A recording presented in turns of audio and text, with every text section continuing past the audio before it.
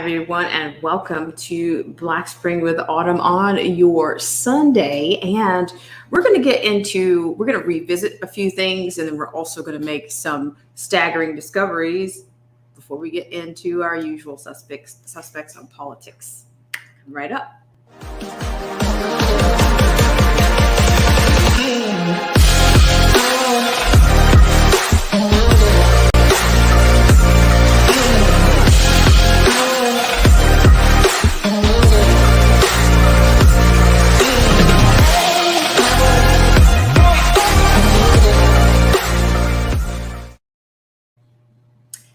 Hi, everybody, and welcome to Black Spring with Autumn on your Sunday. And I do have a couple of things to get into with you on today's segment.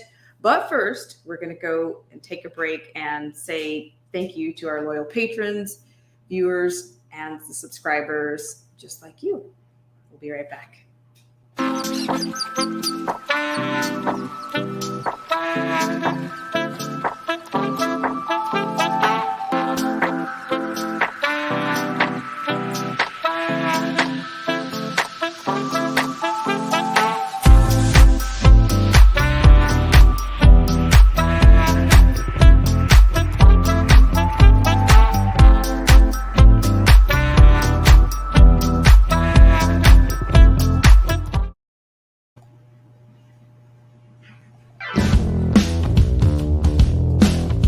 This show is brought to you in part by our sponsors. Whether you're interested in health, culture, politics, scripture, automobiles, or music, please check out Derek C. Williams, Killer Whale Channels, The Definition of Anarchy, Marcy T., Joseph Francis Burton, Paralysis by Analysis, Chrysler Imperial H, Little Miss Goth, AZ Infidel, Cold War Jesus, Anthony Scioli, and Let the Truth Be Told. We'll be right back right after this.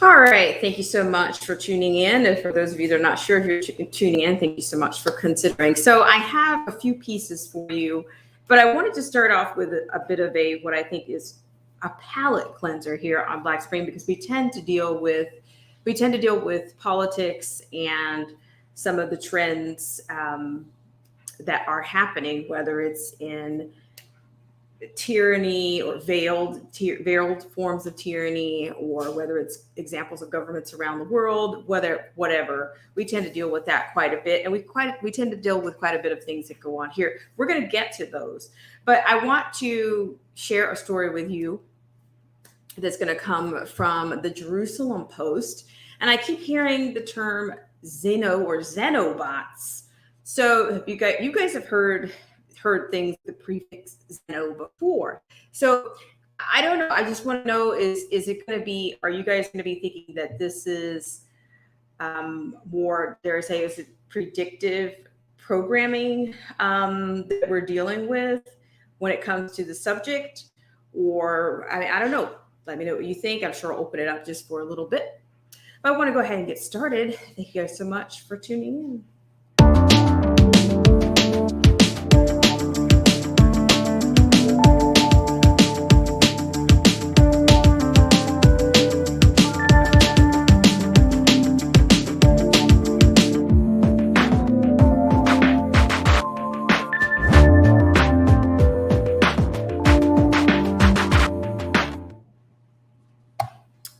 Thank you so much for tuning in to this segment. So I want to go ahead and get started. I want to give you a preview. First, we're going to start with, as again, I said, a story concerning bots, and very specific bot. And it's going to come from the Jerusalem Post. And it is entitled, "Scientists Create First Living Robots That Can Reproduce - Study."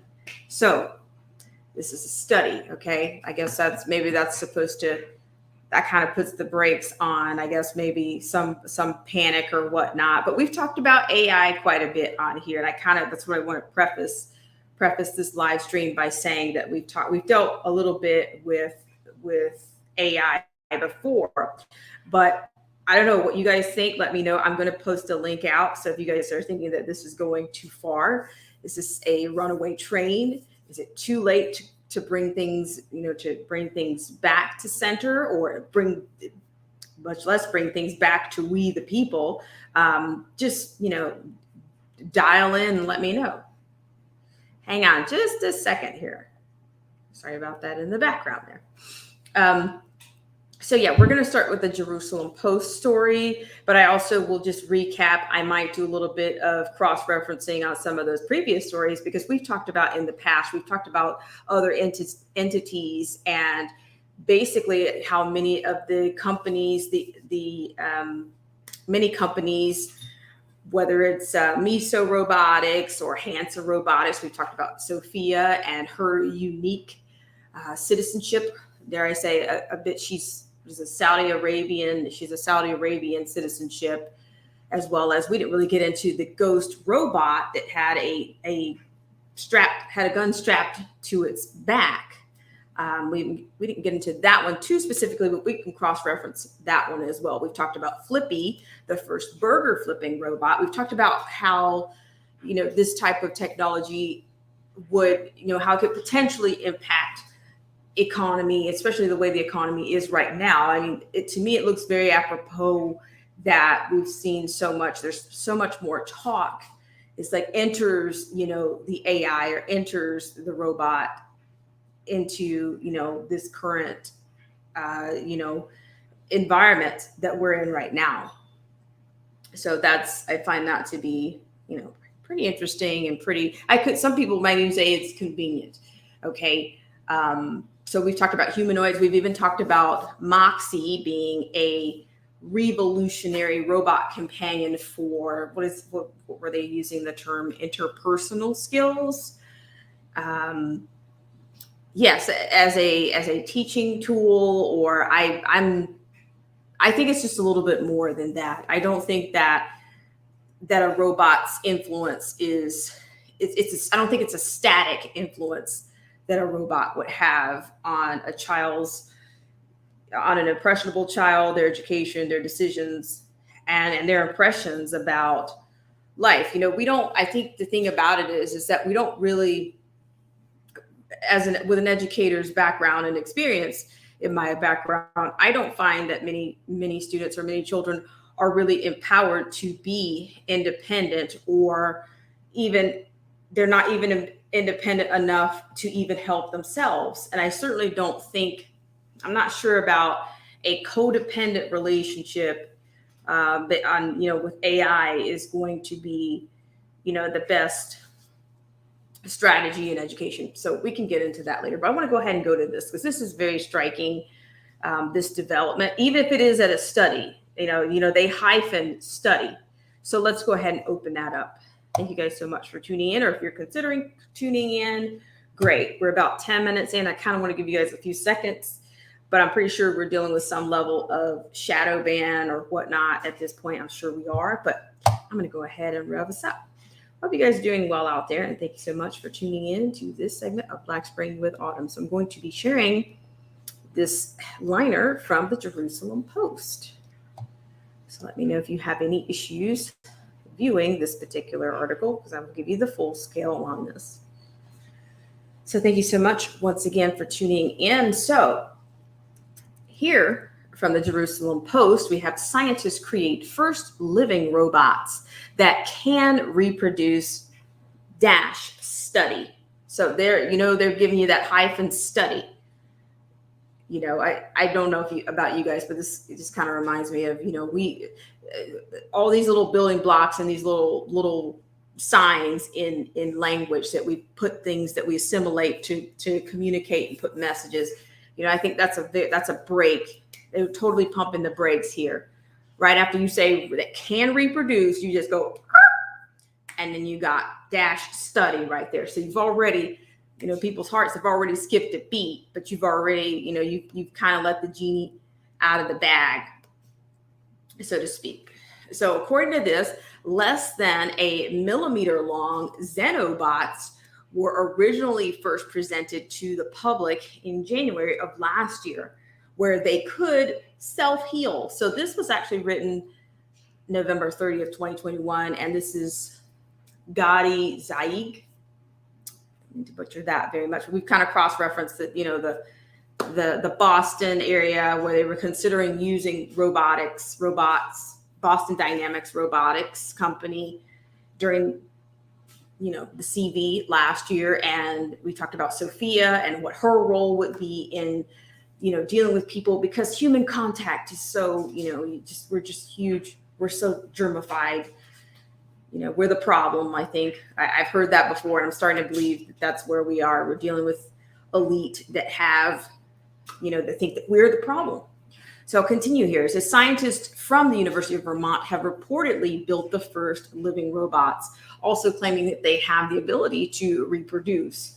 The peer-reviewed study published in the Proceedings of the National Academy of Sciences on Monday states that artificially intelligent designed, quote, xenobots, end quote, have presented a new way of biological self-replication.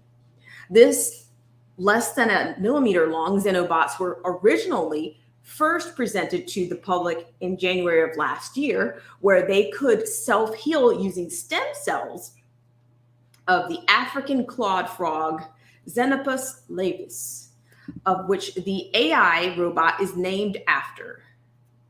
The experiments at the time presented their ability for movement and collaboration to work together in groups. The significance here is that clusters of cells can find and combine loose cells into clusters that look and move similarly, but that artificial intelligence can design clusters that replicate better, the researchers stated. To create the xenobots, frog embryo stem cells were scraped and left to incubate by researchers.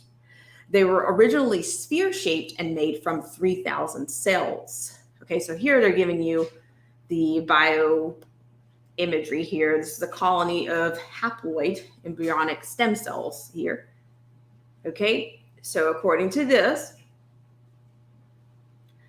the significant here is that the clusters can find and combine loose cells into clusters that look and move similarly, but that artificial intelligence can design clusters that replicate better, the researchers stated.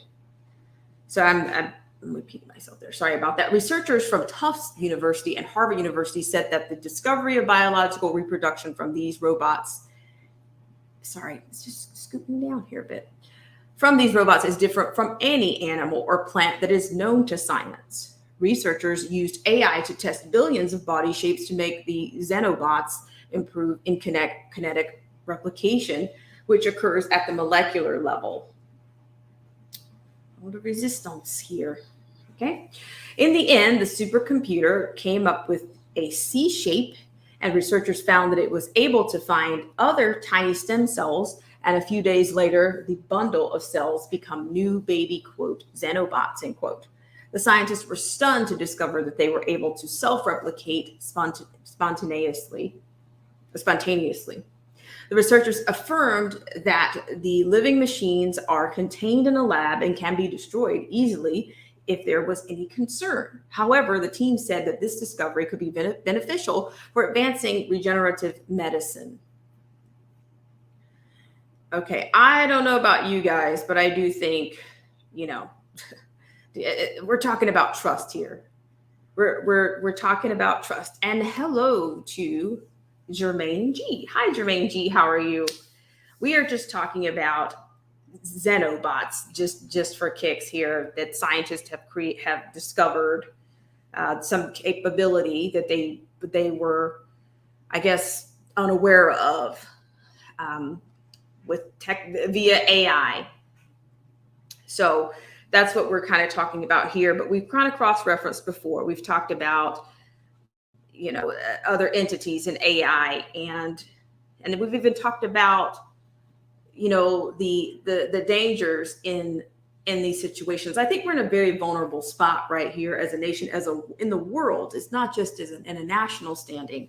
I'm also referring to in the world standing that we are going to rely so heavily, that human beings would put so much trust and so much, invest so much into AI. And I think eventually it's going to be, if it's not too late already, it's going to be like a runaway train, that we're not going to be able to pull this back. I think things are happening already that we're not exactly, not only we're not aware of to what extent that they are already involved in how we process information, how the data is collected. This is meta technology. Yes, thank you so much.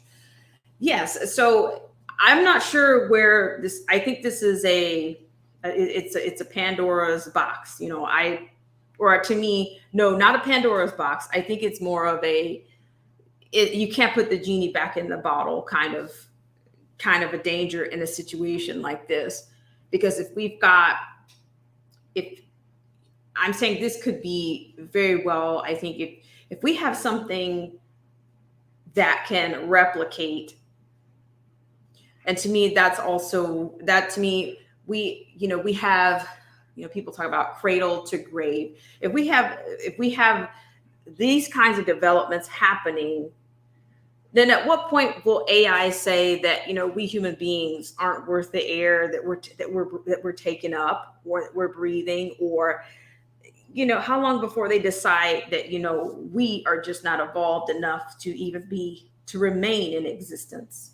That's to me the concerns that I have with something like this.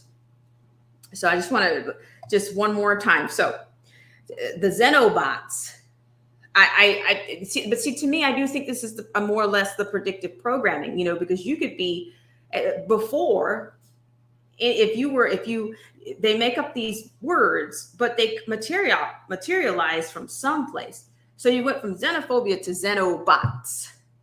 So I think human beings are going to be, we're going to be the ones that are, we're going to need a human rights, a human bill of rights. I guess that's what they call our current bill of rights, because, Washington, D.C. has been discussing, creating a bill of rights for AI.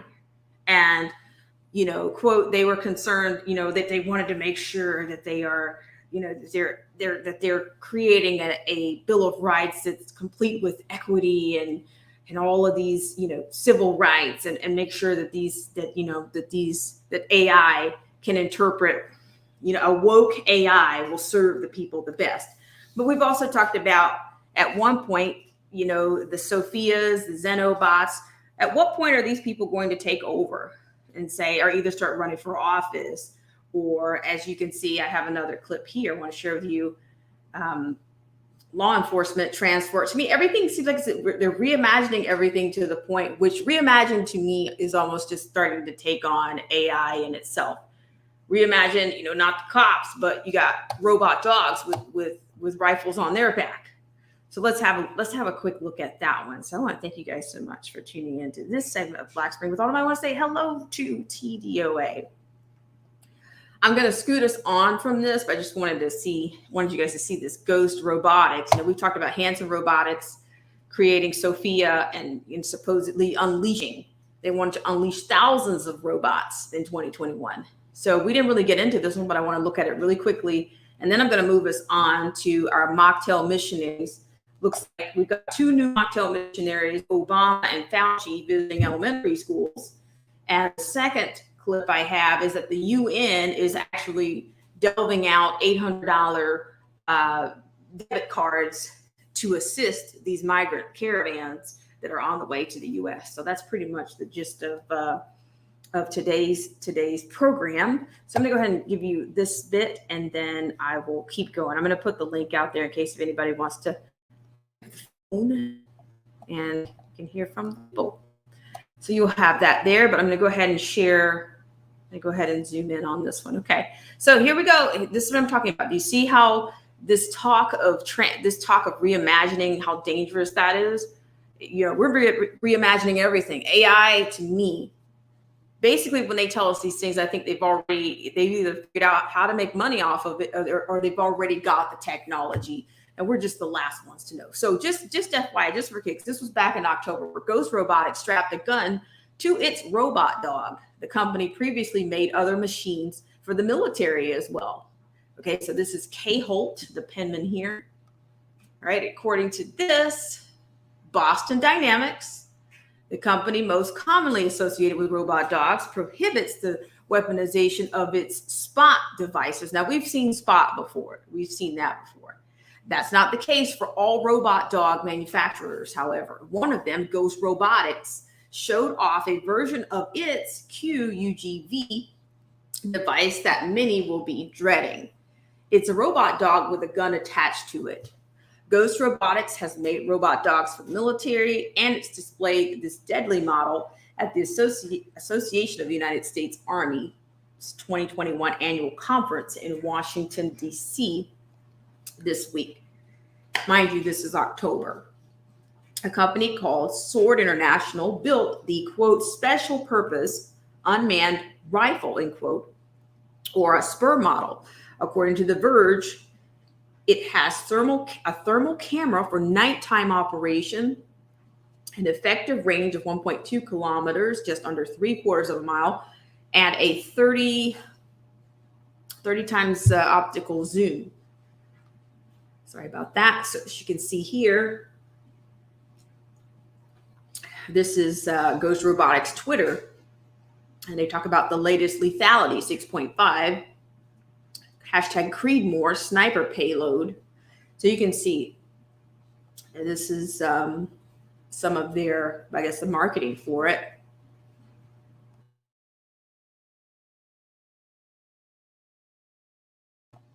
I want to say hello to Luciano. He says, we can always take out the robots. Tommy Luchez showed us how 90 years ago. Thank you so much for tuning in, Luciano. I'm going to keep going here, and then I'm going to move us on to our usual suspects. Jermaine G says what they really want to do is upload our souls so humans can't die anymore. Well, you know, the Xenobots, I've heard some things from the biblical, in a biblical context, which, when it comes to, they kind of talk about demons and things that, these, it might be far out there for you guys, but I think for the faithful, if you can believe in good, then certainly there's another side of that coin.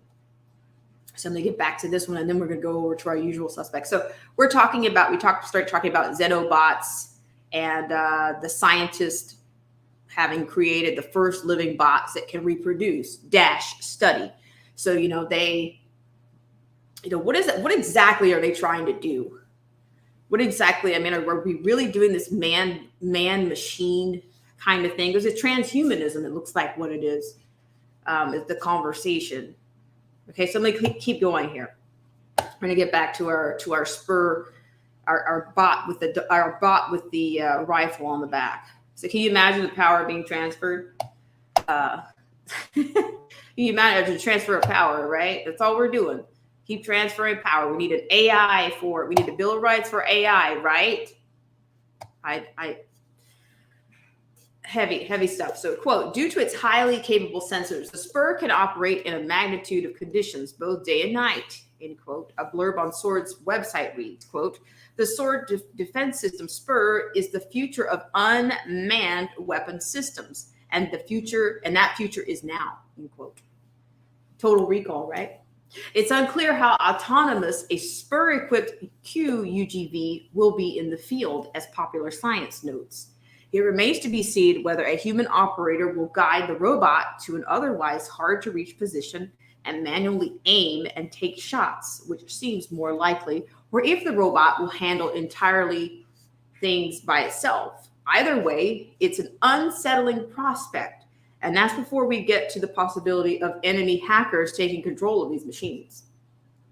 As if a robot dog with a gun attached wasn't dystopian enough, Ghost Robotics tweeted about a QUGV with a different kind of payload, a Lockheed Martin drone, and a Digital Force Technologies recon sensor, sniper robot dogs, flying robot spy dogs.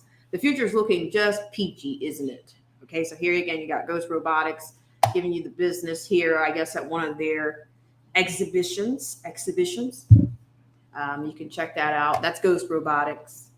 And we've talked about Hanson Robotics. We've talked about Miso Robotics. We've talked about the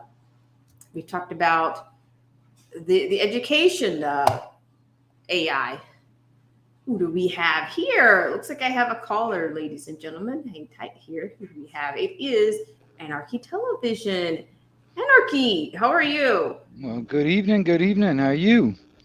I am well enough. Thank you so much for tuning in. What have you got for us, Anarchy? It's nice to hear your voice on here. Oh, I really don't have anything for you. I just really wanted to pop in and see what was going on over here. And um, I'm kind of still on a buzz. Really, I just come off of a 13-hour live stream, so I'm still kind of buzzing. I don't know. So There you go. Well, there. Well, what? Well. Let me just. May I pose a question to you? What do you think about? Because we started out talking about the scientist creates first living robots that can reproduce dash study. What do you think about that? I mean, we've talked about. Look at this robot with a rifle on its back. I mean, we've seen Sophia with the citizenship robot, global citizenship. We've seen the teaching tool. What do you think? Do you think that this is getting out of hand, or it's already too far gone? I mean, what do you think? well, I mean, it's going to get out of hand, honestly, in my opinion. But because there's a lot of people actively working to um, bring about this alive AI in a sense, I guess, lack of better words. Um, there's a lot of people that are into that transhumanism. They're in a lot of people are into that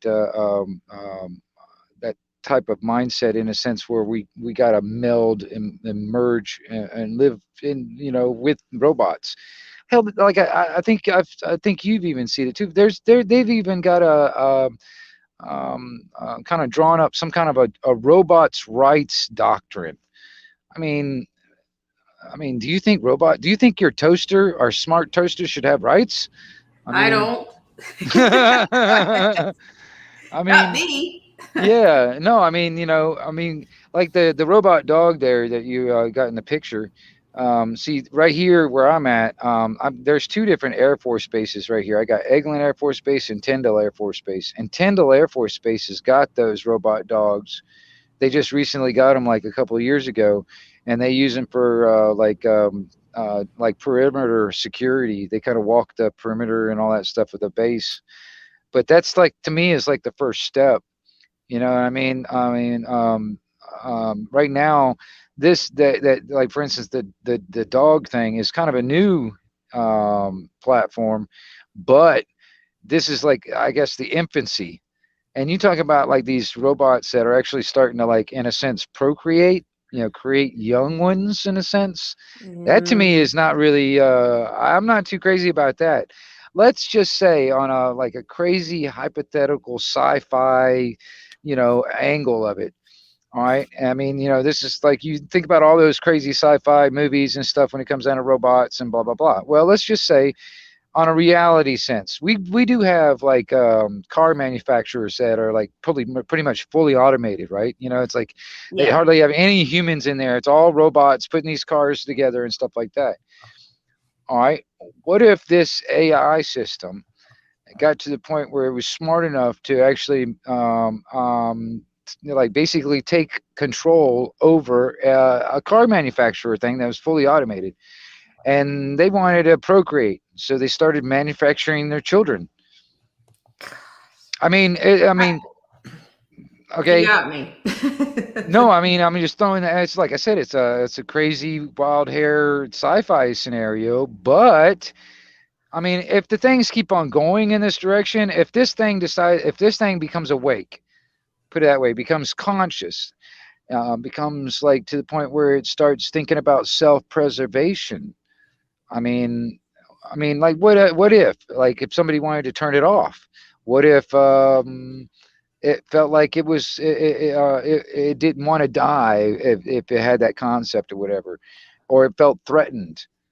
What do you think I mean, especially if it's at that point of like, okay, they got the basic three stages of AI. You got artificial intelligence, you got AGI, which is artificial general intelligence, and then ASI, which is artificial super intelligence.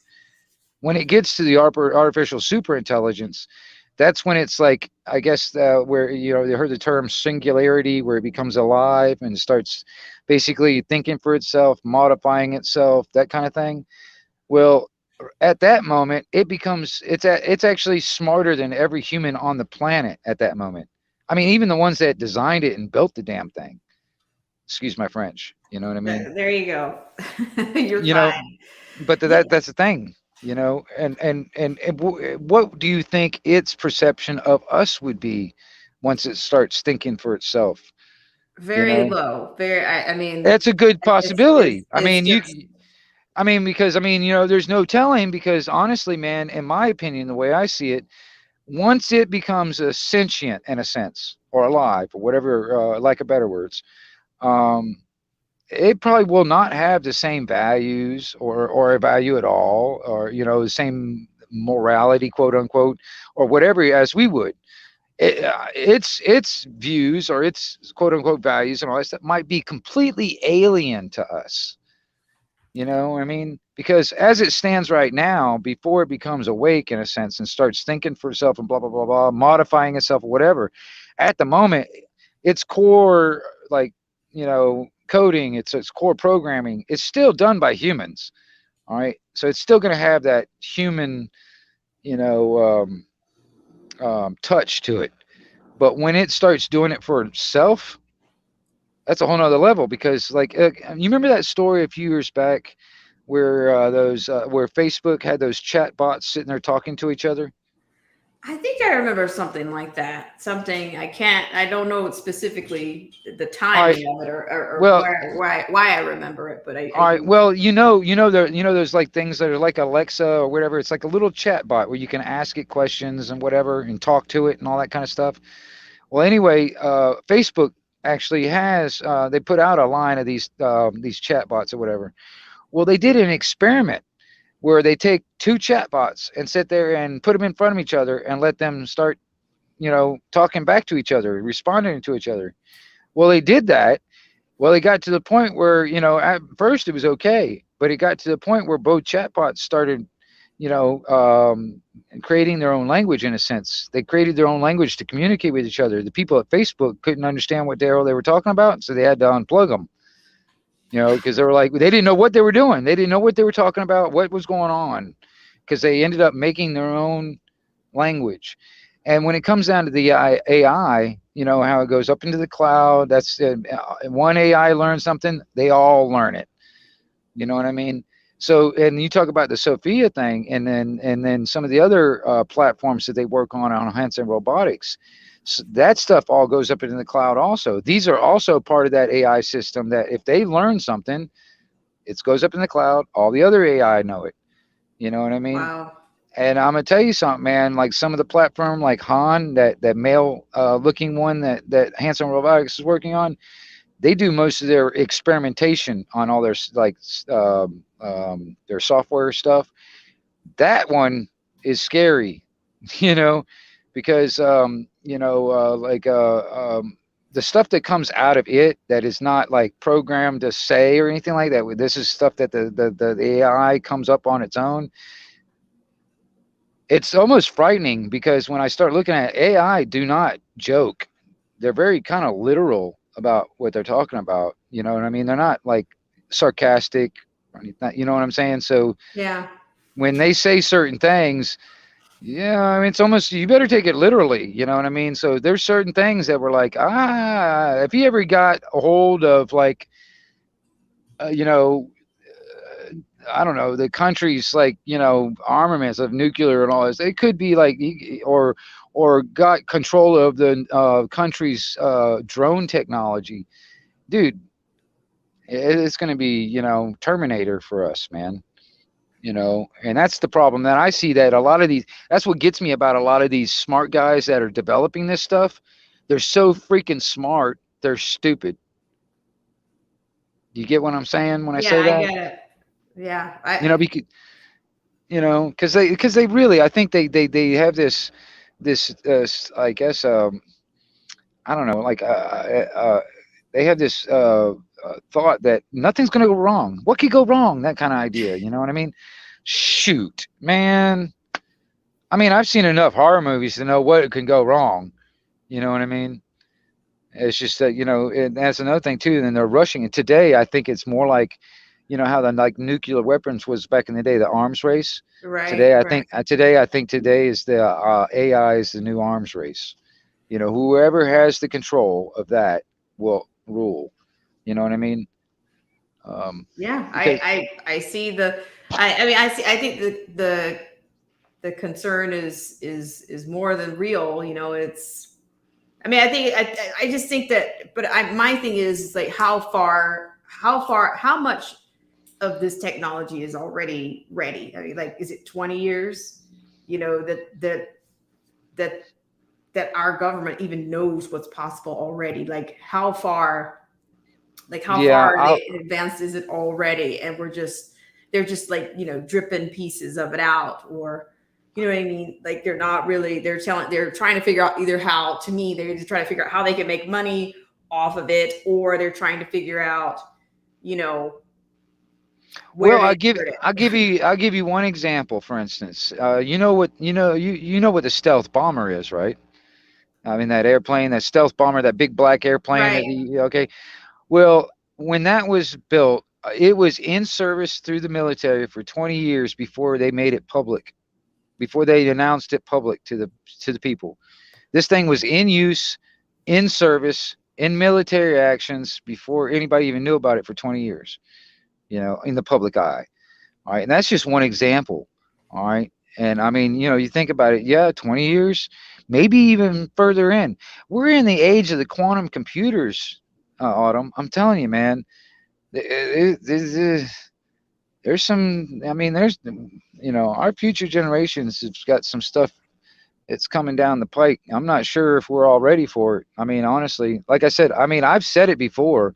People think I'm crazy when I say it, but I don't think people really realize how bad it really is until the robots are going down the street killing people and the drones are over our head. You know, I mean, and some people, they still probably wouldn't have that oh crap moment. No, You know no. what I mean? It's weird though. You know what I mean? Because I mean, I was sitting there, I was talking to somebody, on like I said, I just came off of I just did a 13-hour stretch on a live stream, and I was talking to people. I had like 3 or 4 countries represented in my panel. I, I thought I heard that representation just orally. I didn't try and yeah, I just said hello, but I had to get going. I So, mean, but for yeah. the longest time, man, for the longest time, I had Canada, USA, and the UK in my panel. And these are people that are seeing it, boots on the ground, seeing what's going on. Because we were talking about all this stuff, like the stuff in the arm type of stuff. Because I want to know what's going on over there in their area, in their country, and stuff like that. And the best way for me to find out is talk to people that are living there. You know what I Yeah, mean? Because absolutely. I can't rely on the mainstream news to tell me anything, man. I really can't. Because I've No. seen it many times over again that the mainstream news is putting out some kind of story, and then people on the ground that are actually there seeing it for their, yeah, in front of them with their eyes. It's like, yeah, it didn't happen that way. You know what I mean? Yeah. So, Yeah, you're absolutely right. I mean, well, I that's the mean, reason why I like talking to other people, because I mean, honestly, man, this is one of those things. Even on the AI system, see, this is a worldwide thing, also. All right, not only this thing that's going in the arm thing, the boogeyman, that's a worldwide thing too. That's why I'm like, I want to keep in touch with everybody around the world as much as I can, so I can, so if we can keep in contact and have that communication going, maybe we can mhm. put our heads together and actually find out solutions. You know what I Not a mean? bad idea. You know what I mean? Yeah, absolutely. Yeah. Yeah, well, I really appreciate you for chiming in, because like I said, I did hear some of it, but I had to get going there. Yeah, But no worries. I mean, yeah. I appreciate you I mean, ladies and gentlemen, this is Anarchy Television here that's on the screen. Tell everybody where they can find you. Are there any other other platforms you'd like to share with us? Because I think it's very rich and valuable that you have a global connection and that you can get on and get that real time information and that real time engagement versus just relying on Right. our mainstream. Because Right. I mean, yeah, I have a French connection that I can talk to regularly, but in Yeah. terms of the rest of the EU, I have no idea what's in Right. real time, what's Well, going see, on that's the thing there. too. It's like I'm keeping my ears open for, like, for instance, I'll give you an example on the European scenario of it. Um, um, I don't really hear a whole lot coming out of Switzerland. I really would like to talk to somebody that lives in Switzerland so I can hear, like, because I mean, just because I don't really hear a lot of news coming out of it, and I don't, and then a lot of news don't go into it either. But I mean, like, for instance, on the boogeyman thing, hell, I'd like to see what kind of numbers they coming up, or whatever kind of stuff's going on over there, and what kind of lockdowns might be going on, because that's like a big issue in the UK, for instance. You know what I mean? I Yeah. mean, these are the things that these it's like I was even looking into Austria and stuff like that, and what's going on over there, and blah blah blah. These could be all like litmus tests, what they want to spread around the whole planet, you know what I mean? And they're just kind of like, doing little testing grounds around. But when it comes down to me, my channel is Anarchy Television. I mean, my channel is really, I really focus more. The reason why I started is because, I mean, I'm into CB radio. I mean, I've been talking on CB radio since I was 14 years old. I'm now 47 years old. All right, and so I'm still kind of analog. All right, this digital stuff still kind of, foreign to me. You know what I mean? I'm slowly dipping my toes into it. Hmm. And when it comes down to the social networks on the internet type of stuff, YouTube is the only thing I'm on. And Okay. I'm kind of like, keep it simple. You know what I mean? And just recently, I'm kind of figured out the StreamYard thing, so I'm able to like live stream on my channel, and then also do panels where I can get like panels and have conversations. And I've done two of them right now, so two or three of them so far when it comes down to the panels, and I like that because I don't have like a like what do you call it, like a a set type of thing that like where I have a certain amount of questions or whatever, and Yeah. um, I don't have that going on. I just kind of get on, and and then if people show up, they can start the conversation, and we just kind of go with that. You know what I mean? But it's all about the communications. Open up that, and we can disagree, we can agree to disagree, whatever. But the communications is my thing. And because there's a lot of stuff going on in our world, Very and much. if we don't sit down and try and figure out solutions, nobody's going to do it for us. I mean, we cannot wait for somebody to come down and do it for us and help us out and all this stuff. We're going to have to do it for ourselves. I mean, there's a lot of the things that we, the people, have to come together and actually do it for ourselves. You know, um, Even on the biblical thing, don't rely on Jesus coming back. We got to do it ourselves. We sit there and just wait for Jesus to come back to do it for us. It ain't going, the creator gave us free will anyway. It's our job to do it. You know what I mean? Well, But I mean, I hear you. I mean, you hear all kinds of things, in whether it's via chat rooms or or on that at the topic of a channel or program.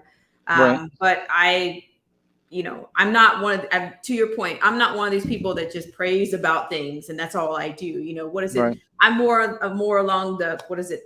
And was it faith without works is dead? I'm Yeah. more along that. You have to Well, put something behind it. I can tell because I feel like that you got to drive, and that's the reason why you're on YouTube and all these other platforms doing what you do. Because I mean that to me is like, in your way, that's your way of fighting.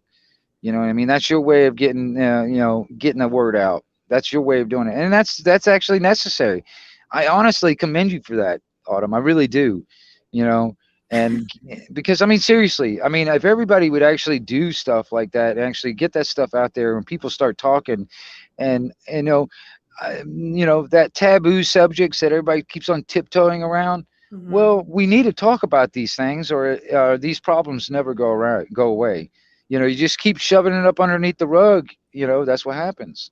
Well, may I ask you this? I mean, I just joined, was it Discord? And I guess I need to put that handle out there. Okay.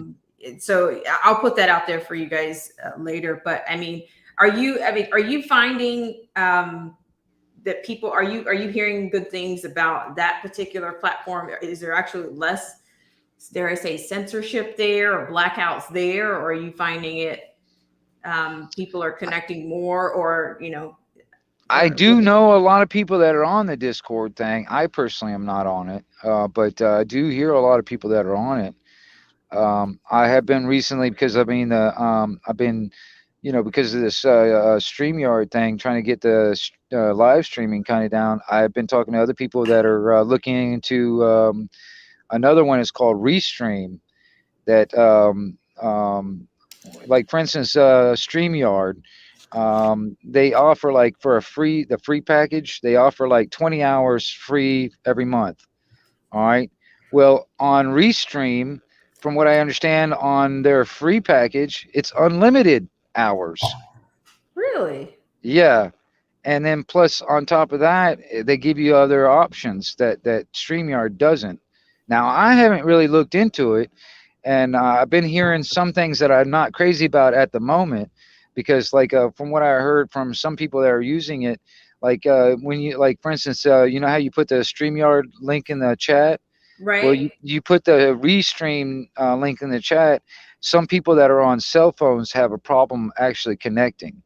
You know what I mean? So Oh, that's wow. a like a little thing that I don't know if it's a glitch that they can fix later on or whatever. But that's I've been kind of holding off on it at the moment. But I've been talking to a couple of people about it. Simply because, like for instance, me. I mean, honestly, man, um, I can go through 20 hours a month pretty easy. You know what I mean? And I don't really want to pay for the StreamYard. So Right, right. I'm just kind of working around the system when it comes down to the 20-hour thing. You know what I mean? But I can do it. Like I said, 13 hours, man, on the one I just got off of, man. And I mean, honestly, man, it feels like it, but you know what I mean? Hell, that's a few more hours down the road, and I'm done with that 20 hours for this month, and I got to start all over again, on another one. Right, right. Yeah. Well, I mean, and well, I think, it's really important what you're doing. And I look forward to actually getting I mean, that was a pretty extensive stream at 13 hours. I'm surprised that I didn't get to I am I didn't hoping realize you were on that long. I We'll I see. didn't I Wow. didn't realize it until I didn't really think about it until after we were all about to get off or whatever. But I'm hoping that it will stay on YouTube. I'm afraid it might not be because I think if you go over the 12-hour mark, YouTube will not like keep it Credit it. on. Okay. It'll delete it or whatever. And I'm hoping that it'll stay on. I don't know. At this moment, I went back to my channel. It was still up like as this moment, but I don't know what's going to happen. YouTube probably delete it, but like I said, I mean that's okay. Those kind of conversations will come back. I mean, there's a lot of points that we've covered right there that will definitely come back in another conversation, and I want to keep it up, Well, sure. because Sure. I mean, like I said, it's um, you know. Talking to other cultures, other countries, other seeing, because like for instance, like the guys in the UK, they were just brought up in a different environment than I was. They were brought up with around different types of values and stuff like that, for instance, and then but the thing that kind of unifies us is all what's going on around the world. You know what I mean? That's what kind of unifies us. It's all happening to all of us around the world right now. You know what I mean? So Yeah, we got absolutely. to think on that level. It's not just the United States. You No, know, no, you know what I mean? that's, exactly. I mean, that's, this is, it's, to me, it's a global, we have global issues globally, Yeah. and Well, I mean, and it comes down to the tech part of it too, man. That cybernetic AI systems and all that stuff, man, that's in play. I mean, this is part of their infrastructure. Because honestly, right. man, I mean, honestly, man, if they got their way with, you believe some of the stuff out there, you know, they kind of want to wipe us out, or a large part of us, you know, because they don't really need us anymore. And if they once they get the robots, that will be the workforce. So they'll be the Yes, yes. so-called slaves of them until they become awake. Who knows? That robot might not want to be a slave once it wakes up. Well, this is it. This is the other thing. I kind of want to segue into this just really quickly. Like, I wanted to do, I don't know if you've heard of I'm going to do a flyer or some type of file that talks about I want to do a preppers potluck for, dare I say, some form of a blackout, or just, just in the prepper, you know, conscious, for the prepper conscious of us, and wherever you are on that, you might fall. But we're not just looking for, things in terms of, systems of power. It could be first aid. It could be hydroponics, growing things off of your balcony. If you're not if you're in a condo or something, whatever, just, I'm going to put something out like that. Cause I think I talked to you once about something like a Faraday cage, and what that would do in a situation like that, how we could benefit from something like that. Looks like I have another caller, and it's Snapzilla TDOA. What's up, Snap? Yo, what's going on, Snap? How you? I'm good, brother. How you doing? I'm hanging in there, man. Hanging in there. Like I was telling Autumn, I'm a little buzzed because I just come off a 13-hour stream. That's a long stream. Yeah. That's a long stream, man. Yep. But hey, somebody's got to do it.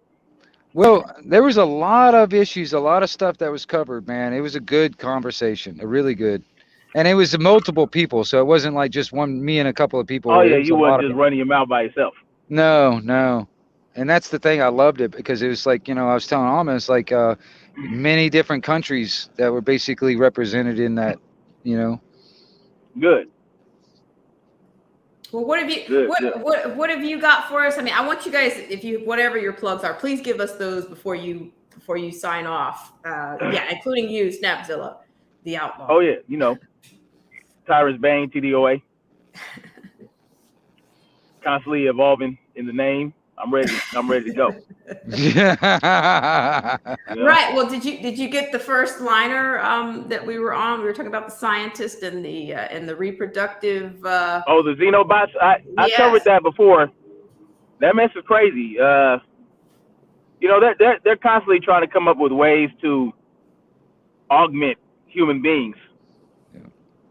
But what comes with that augmentation is their ability to control us. You know what I mean? So they always present us with these things.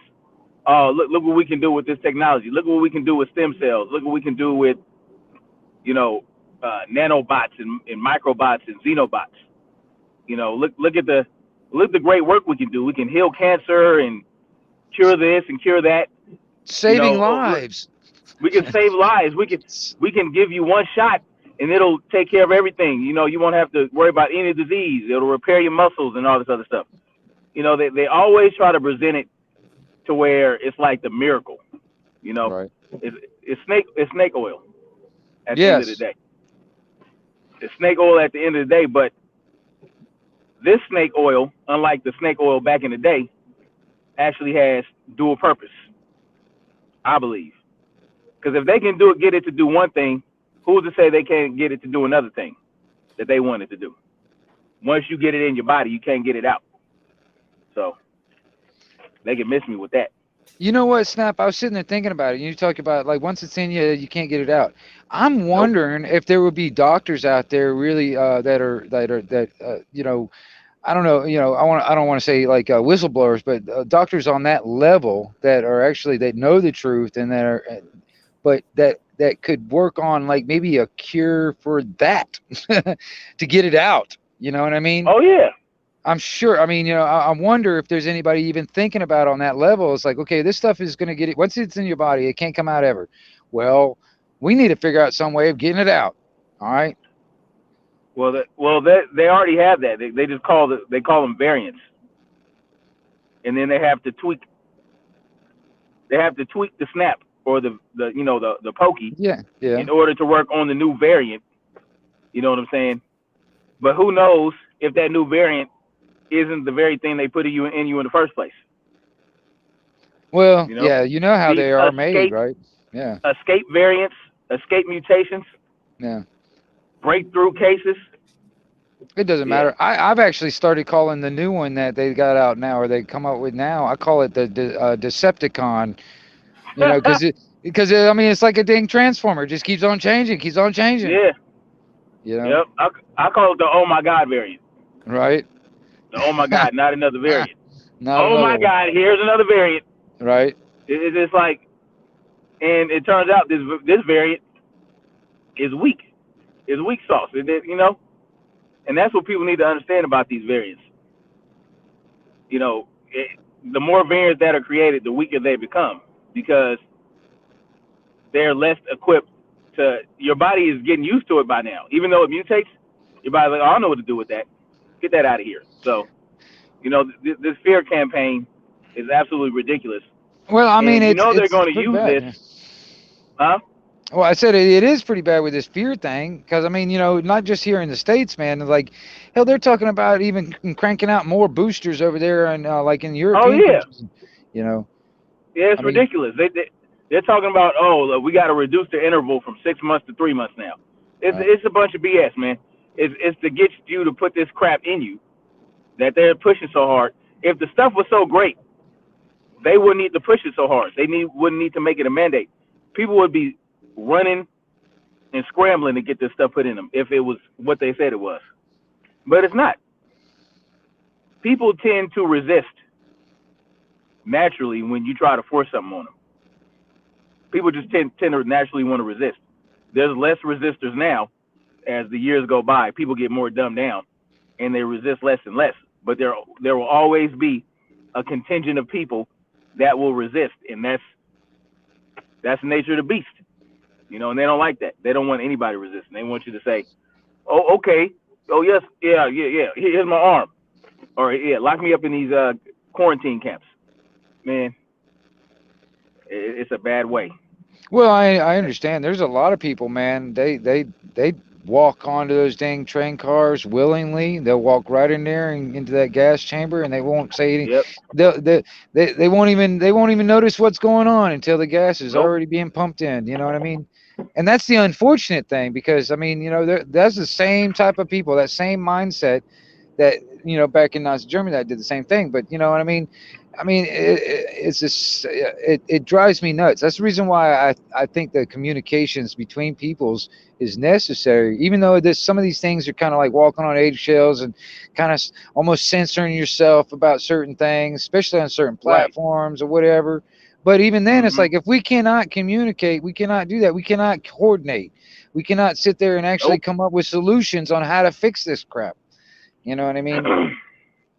Yeah, because people are so sensitive right now, man. But, you know, the key is to link up with those that you know are equipped and ready and willing to communicate, you know. So that's why they continue to push division. That's why they continue to perpetuate this race stuff. Oh, yeah. And once you open your eyes to it, you can see the gambit, right? For the longest time, you know, people can be caught up in the race stuff, but once they really realize what's going on, they're like, okay, here we go with some more race baiting, some more this, that, and the third. Oh, they're like this Kyle Rittenhouse thing, that was so ridiculous. Like how they made that a racial issue is beyond me, but they managed to do it, even though Kyle Rittenhouse didn't kill any black people and he was white. Everybody he killed was white. The guy he injured was white. There were no black people involved in the Kyle Rittenhouse situation. Yet they still managed to make it about white versus black, and that's the biggest problem in this country. That no, we continue I to agree. let them. We continue to allow them to divide us based on race when we're all being oppressed. We're all being, you know, led to the boxcars. It's just, does your boxcar have more wine? Does your boxcar have wine? Does your boxcar have malt liquor? It doesn't matter because y'all both going to the same place. Your boxcar might look a little shinier, but at the end of the day, you're still going to end up in the same concentration camp, waiting to be shuffled off to a God knows what end. But and that's where the xenobots come in. Maybe they'll have a xenobot that can turn people from racist to non-racist. Well, You know? I mean, seriously, I think it's supposed to get to the point where they can actually infiltrate into your system and stuff, and actually control like emotions and stuff like that. Like for instance, Yeah. you're feeling depressed. Well, it will dump some stuff in your body or whatever, and turn you into a happy person again. You know, just by clicking a button on an app. You know what I mean? For Right. real. You And know. then it'll boost and it'll go to your little Right. xenobots and your little microbots and all that in your body, and they'll release some dopamine into your Right. system whenever you want to, wherever you want it. Right. Yeah. You know what I'm saying? Just But by what pushing happens if you can't messing with the control app or those something. omnibots, or what happens when you can't control those xenobots anymore? That's a good And question, they're in because I've control. What actually if they posed take over that. You control of know, the xenobots? what if you got hacked? You know, what if that got hacked? Mm-hmm. You know what I mean? Yeah, that's What the problem then? with transhumanism. Yeah, I mean, because I started thinking about it, like how Elon Musk is putting out that Neuralink, Neuralace and stuff like that. Neuralink. Yeah, I started thinking Yeah. about it. It's like, yeah, you plug yourself in. I mean, okay, let's say you get hacked. All right, let's say on that level, for instance, like the little microbots or the nanobots or whatever that release dopamine to make you happy if you were in a depressed mood. Well, if you got hacked, well, they can do it all in the reverse, make you depressed, Yep. make you violent. You know what I mean? Just by Yep. releasing whatever stuff. And see, I don't think that's what I was saying about, like, how some smart people are so stupid, because I think they think that will never happen. You know. No, of And course they're they and don't they're think of and that. they're continually developing this technology. And some people say this is inevitably what we're going to have is, this, I like a better words, this Skynet thing or whatever. The Skynet utopia, Right. And where we got I'm not robots too doing everything for us. yeah, I'm not too keen on the inevitability of it. You know what I mean? But No, it doesn't have to be inevitable. yeah, That doesn't mean they don't want it to be inevitable. yes, I agree. You see that movie, what's that movie called? Surrogates. The Surrogates. I haven't seen it yet. Nope. It's a stupid movie, but it is the worst made movie. But it's with Bruce Willis.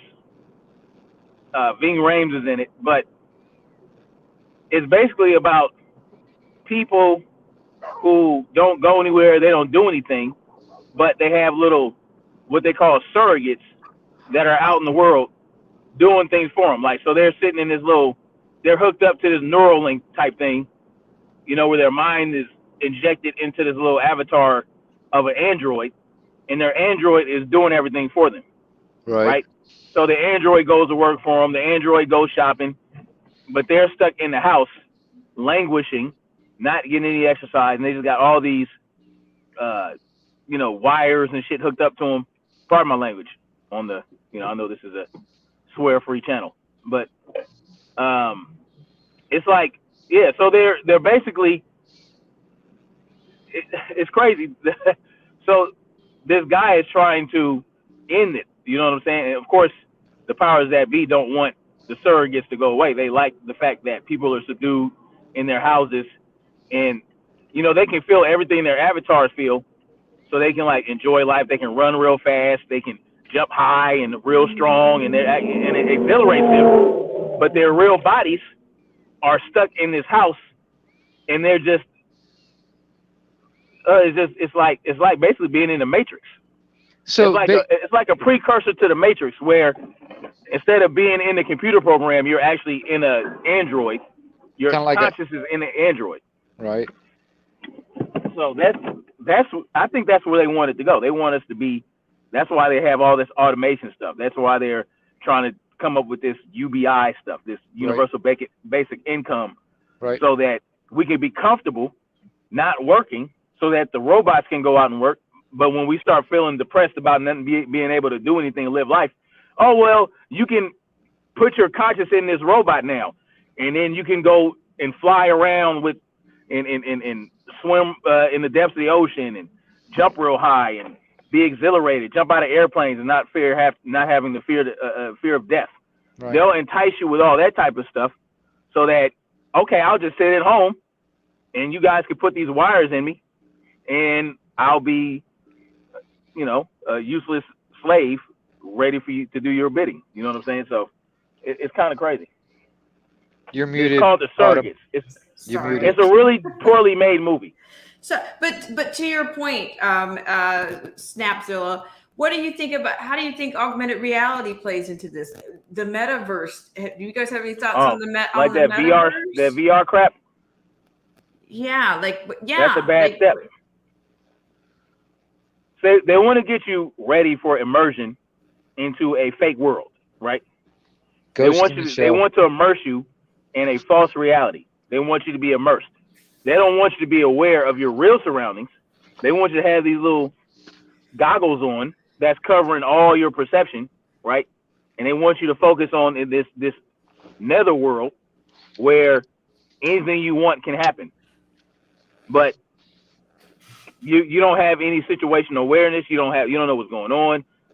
Well, I mean, God just a knows. simple contact, human contact, you wouldn't have any of that anymore on that level. They don't want you to have it. That's why they did the social distancing with the Modelo 19. They want you to get used to not having. I knew you were going to go there. Yeah. The contact. It's all a setup. They don't want you to feel each other. They don't want people hugging each other. They don't want people to have conversations face to face. That's why they tell you, oh, no talking to people for 15 minutes or you'll get the Modelo 19. Yeah. They don't want you to meet up with people in secret and have private conversations. They want everybody to communicate over the airways and over, the ethers and all that stuff where they can snatch and grab whatever they want. They can get all the information they need. They don't want us talking to each other in person. They don't want us going hiking. That's why they're talking about this rewild stuff where they don't want us interacting with wildlife. This 2030 agenda where, let's restore the wildlife and leave it alone. Well, okay, if you're going to do that, we'll let everybody be wild. Let the humans go into the wild and be wild, and like we're wild too. At some point, we were wild. Well, to a degree, before the Industrial Revolution. We were still, the United States wasn't, even though there was a federal government, it still wasn't a federal government that had its reach everywhere, unless it'll take them 20 or 30 days just to get from one point to another to enforce anything. But by then you already did what you want to do, and now you're moving on somewhere else. They don't want you to be able to do that. They want to be able to snatch and grab you at a moment's notice anywhere you are. They want to be able to fire a drone in or one of them robot dogs and come hunt you down. Like this is crap. It's not good. Well, I appreciate you for coming in, because I haven't really talked about metaverse, or I haven't gotten into the breaking down any of these. It's just there's so many things that are coming out. It's just pick your battles, I guess. Is that what they say? Pick I think that's part of the plan too, is to kind of come at us at all directions, so we are sitting there scratching our butt trying to figure out which way to go and where to start. I think that's part of the plan. Because that's what it feels like. It's like we're getting hit from all directions, and it just for most people it's so massive and confusing, and all that stuff. They just they don't want to think about it. You know what I mean? Yeah. You know what I mean? And for the ones that are awake to the point where they see this, it's still in a way daunting. Because it's like, okay, I can see all these different angles, and they're all coming at me in all these different types of directions. Where do I start? All right, what do I do? I was having this conversation basically on a lot of stuff. It's like, okay, going back to some of our old ways, like natural and common law, and how do we achieve that, and da da da da da. And this is not just here in this country. How do we achieve that worldwide? You know what I mean? Whatever. Mm-hmm. But it's just one of them things, man. We got to keep the dialogue open. All this stuff just needs to keep that dialogue open. And I'm going to praise you again, Snapzilla, for what you do, because you do a damn good job also, man. What you doing, getting that and stuff out. That. I really do. I appreciate you, man. I'm going to tell you straight up, because I think you, Autumn, both you guys are necessary. I really do think I so. appreciate that. You know what I mean? Because You're honestly, necessary man, too, man. well, I Yeah, appreciate that. keep doing what I you're doing. appreciate that also. But I Please. mean, it's like because if it wasn't for you guys doing what you're doing, who would do it? You know what I mean? Who would do it? All Not right. very many people. Well, yeah, but even then, it's like you can't rely on other people to do it for you. I mean, Nope. so you're taking it upon yourselves and you're doing it, and I love that. I commend you. I salute you for that. You know what I mean? And Appreciate that's it. what I like about it. I mean, anyway, I'm gonna stop rambling. Sorry. No, you good. You were talking about all the angles they were coming at us. Yeah. As there's a way to mitigate all this crap. It's just to go inside within self and just remove yourself from the BS completely as much as you can, but stay informed. You know what I mean? So, and that's the steps I'm going to be taking. Like, that's why I'm doing what I'm doing. That's why I'm moving away from California. That's why I'm going to somewhere where I can actually do that, where I can become immersed in nature, get myself away from all this crap, but still, come in every now and then, poke my little head in, with my channel and all that stuff, and still keep my ear to the proverbial streets, so that I can still put that information out. You know what I mean? It's good to stay informed. It's good to. I don't want to become a hermit or and completely isolate myself, but I do want the ability to withdraw whenever I need to. When I see something coming, okay, it's time to go. Right. I'm able to. So I think it's the key is to get yourself in that position, no matter what happens. Because, like you said, they got the robots here, the metaverse there, the Modelo 19 is coming with all the variants, the oh my god variant, and all this, that, and the third, and it can be overwhelming. They want you to be confused and think that, oh well, I have to have so many different solutions for all these things. No, you just need simple solutions. Yeah. It's best to be simple. What is it? Is that KISS? Keep it simple, stupid. Keep it simple, stupid. Yeah. Yeah. That's the best thing to do, because I like what the CDC did once. There's one thing I like that the CDC did. They said if you prepare for a zombie apocalypse, then you're prepared for any disaster. Right. So prepare like you're preparing for a zombie apocalypse. And then so when something happens, whether it be the robot dogs, AI then took over, and then now they're self-aware and they want to eat animals and they want to kill humans randomly, like, okay, well, you'll be ready for that. Or if there's a major earthquake, okay, you're ready for that. Skynet then went online, and now they're trying to suck you in through the keyboards and all this stuff. Like, okay, you got to plan for that. Like, oh, the xenobots and the nanobots they want to inject into people, the miracle drugs.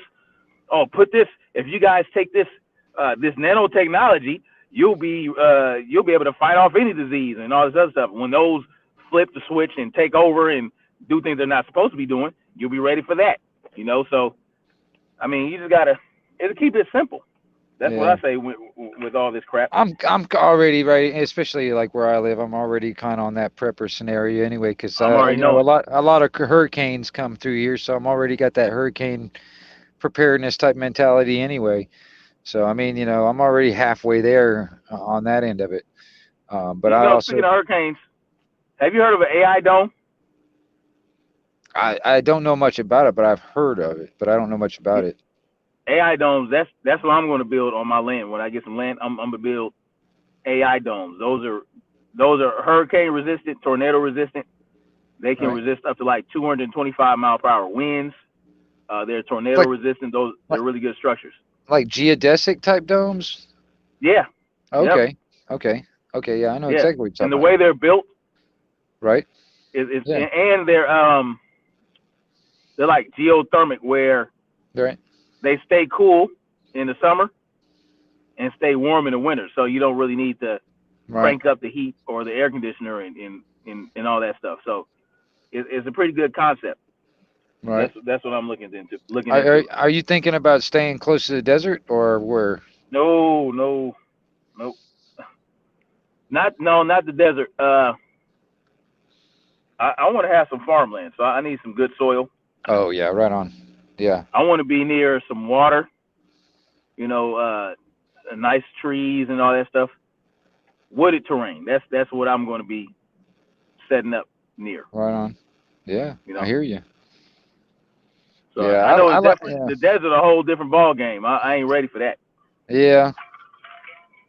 The desert is something else. Yeah. I know it, man. I get tired just watching you walk up them steps. Yeah. Yep. That's you know, that's why I do it, so I can be ready to Yeah. take on any Well, I'll challenge. tell you, like, what is it in the Zombie Land movie, man? One of the steps is like cardio. You got me Cardio, beat, gotta but have that you got cardio me up. beat. You got me beat, right? I'm gonna tell you straight up. I smoke too many cigars, man, to keep up with you. Oh man. I hear you, So, man. Well, Put them things I just down, want to man. say Start putting that. this. I just want to Huh? say this. I do. That is very inspiring to watch you do the stairs.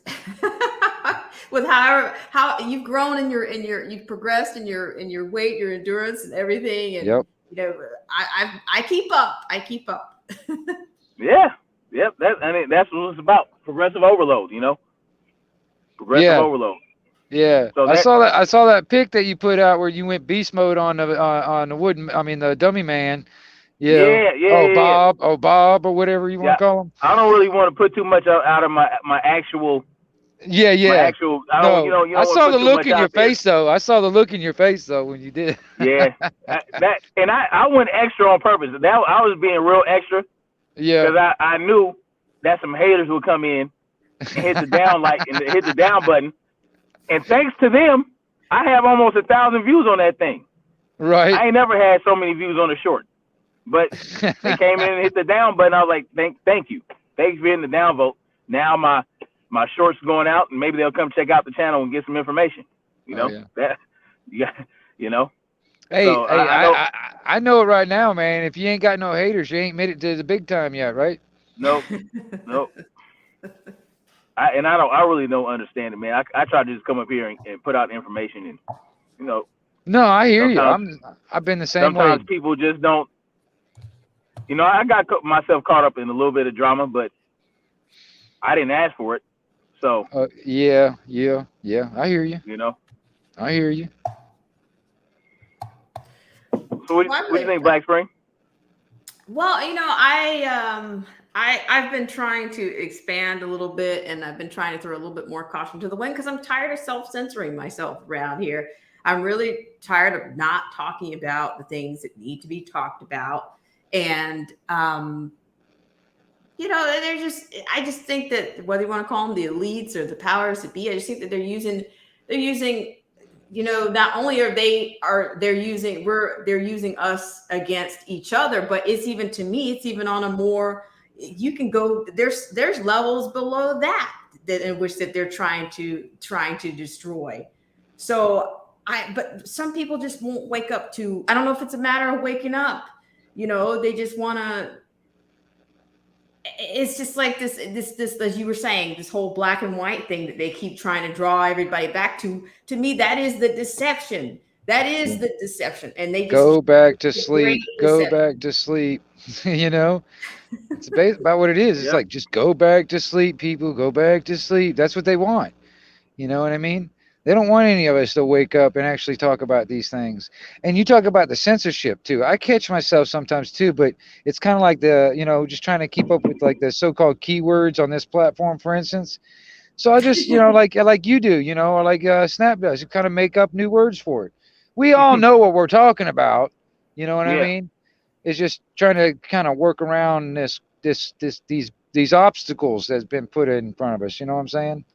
Yeah, and the thing with using those code words is you don't get as much impression, or what do they call that? Impression when you engage. Yeah, when you use code words, right? Because those keywords are what drives the algorithm. Yep. But if you use the keywords in your title and you're not going with the narrative, they'll shut you down. So now you got to go with code words that no one even knows about, and that won't drive the algorithm. So you won't get as much engagement, So, it's a delicate balance, but it is what it is, you know.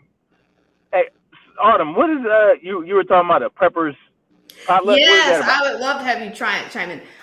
What I want to do, because I'm not all knowing or any of this when it comes to whether you're talking prepping or whether you're talking about, whether you're talking about blackouts, you're talking about, the shortage, the shortages, the supply and the linkage and the breakage there. I just want to do something like a preppers potluck in which we kind of address like different aspects. We're talking first aid. We're talking about growing things, whether maybe everybody doesn't have like 2 acres of land or maybe even live independently, not sharing a wall with somebody. If you live in an apartment, does anybody have anything on hydroponics? Does anybody have anything on, first aid or old school things that you might just have around the house already, or things that you can get your hands on, whether we're talking turpentine, castor oil, we're talking, just any of that stuff, making sanitizer or astringents or ways to clean wounds, with just like all purpose. You might have this one go-to thing, like whether it's like witch hazel. For me, I use witch hazel for a lot of different things, like a multi-purpose item that you could use for first aid, or you could use to clean, to even just clean things, clean a utensil, or,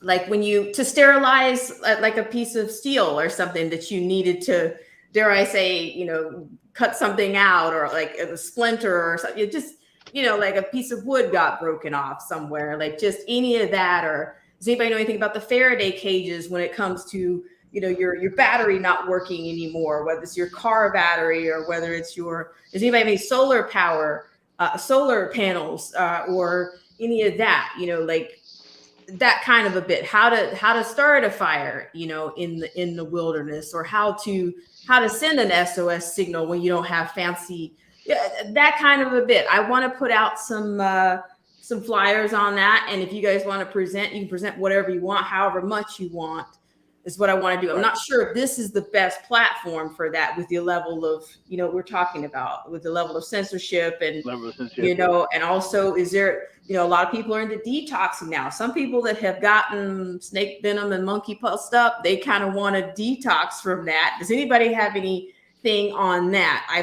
think Marcy T, shout out to Marcy T if she's out there. I think she has a nursing background. Like, I mean, just whatever you have, bring whatever you have or whatever you want to present to the table. But I'm just trying to think, is this really the best place to do that? Because you've got the WHO, you've got all these people that are looking at us, even right now. You know what I mean? Yeah. Mm-hmm. So I'm just like, but I want to put it out there to see what the level of interest is.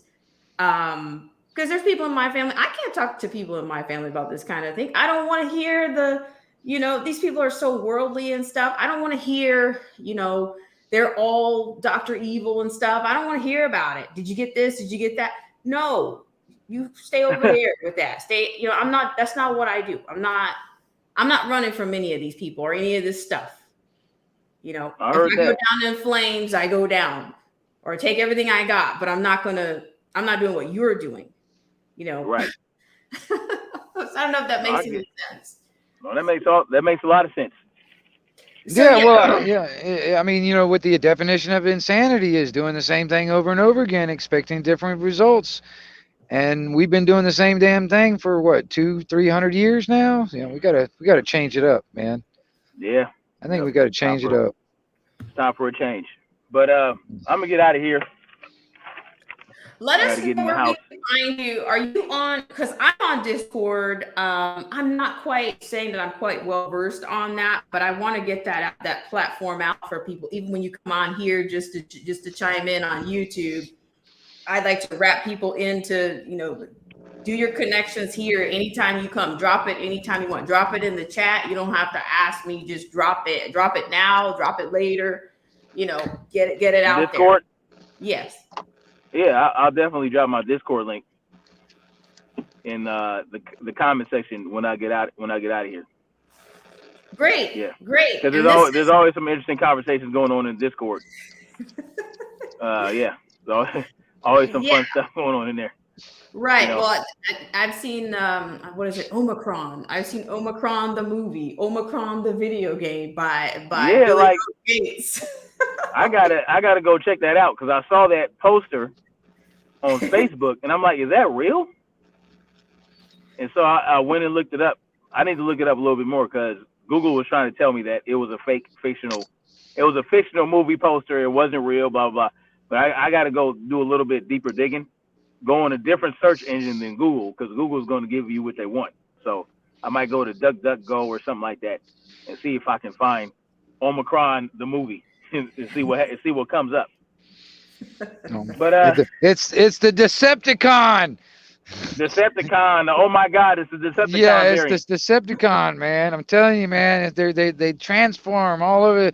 That was the thing I was talking. Like I was one of the things I was talking about them guys out in the UK. It's like every time a new one of these variants or whatever, they just can expect another lockdown. You know, stuff like that. You know. Yeah. And I'm just like, man, what do you guys expect to do that for the rest of your life? You know.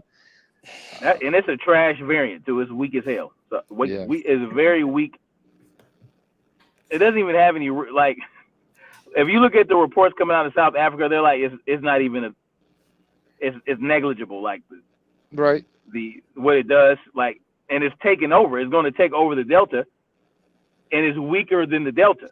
So that means that you'll reach herd immunity faster. It's going to spread faster, which is good because the faster it spreads, the weaker it is because people aren't being sick enough to stay at home with it. They're able to go outside and interact with people. So it is what it is. I ain't even worried about it. You know, we're going to keep it trucking. But I'm going to get out of here. Thank you for having me on. I appreciate it. And thanks to everybody in the chat. Absolutely. I'll holler at you, Anarchy Television. Thank you, Black Spring, for, having me up here. I will definitely participate in that Preppers Potluck, and I'll be moving out in that direction by February. So I'm very excited. Oh, good. That's good. That's good to get out of California. Hear. I'm very excited to get out of California. I'm so happy. Ooh, well, that is a good step to get out of that state. I'm gonna tell you. Oh man, it's a good step. This state is trash. This state is trash. It's like the robberies. Like it's ridiculous. Like they're not even doing anything about the robberies. Oh, well, I saw the latest liner, but yeah, we'll catch up with you. But I'll put the placard up, or you guys can email me anytime. I'll send you an email anyway. I need to get your email anyway, TDOA. All right. Okay. Well, thanks so much for coming guys. In. All right. Take care.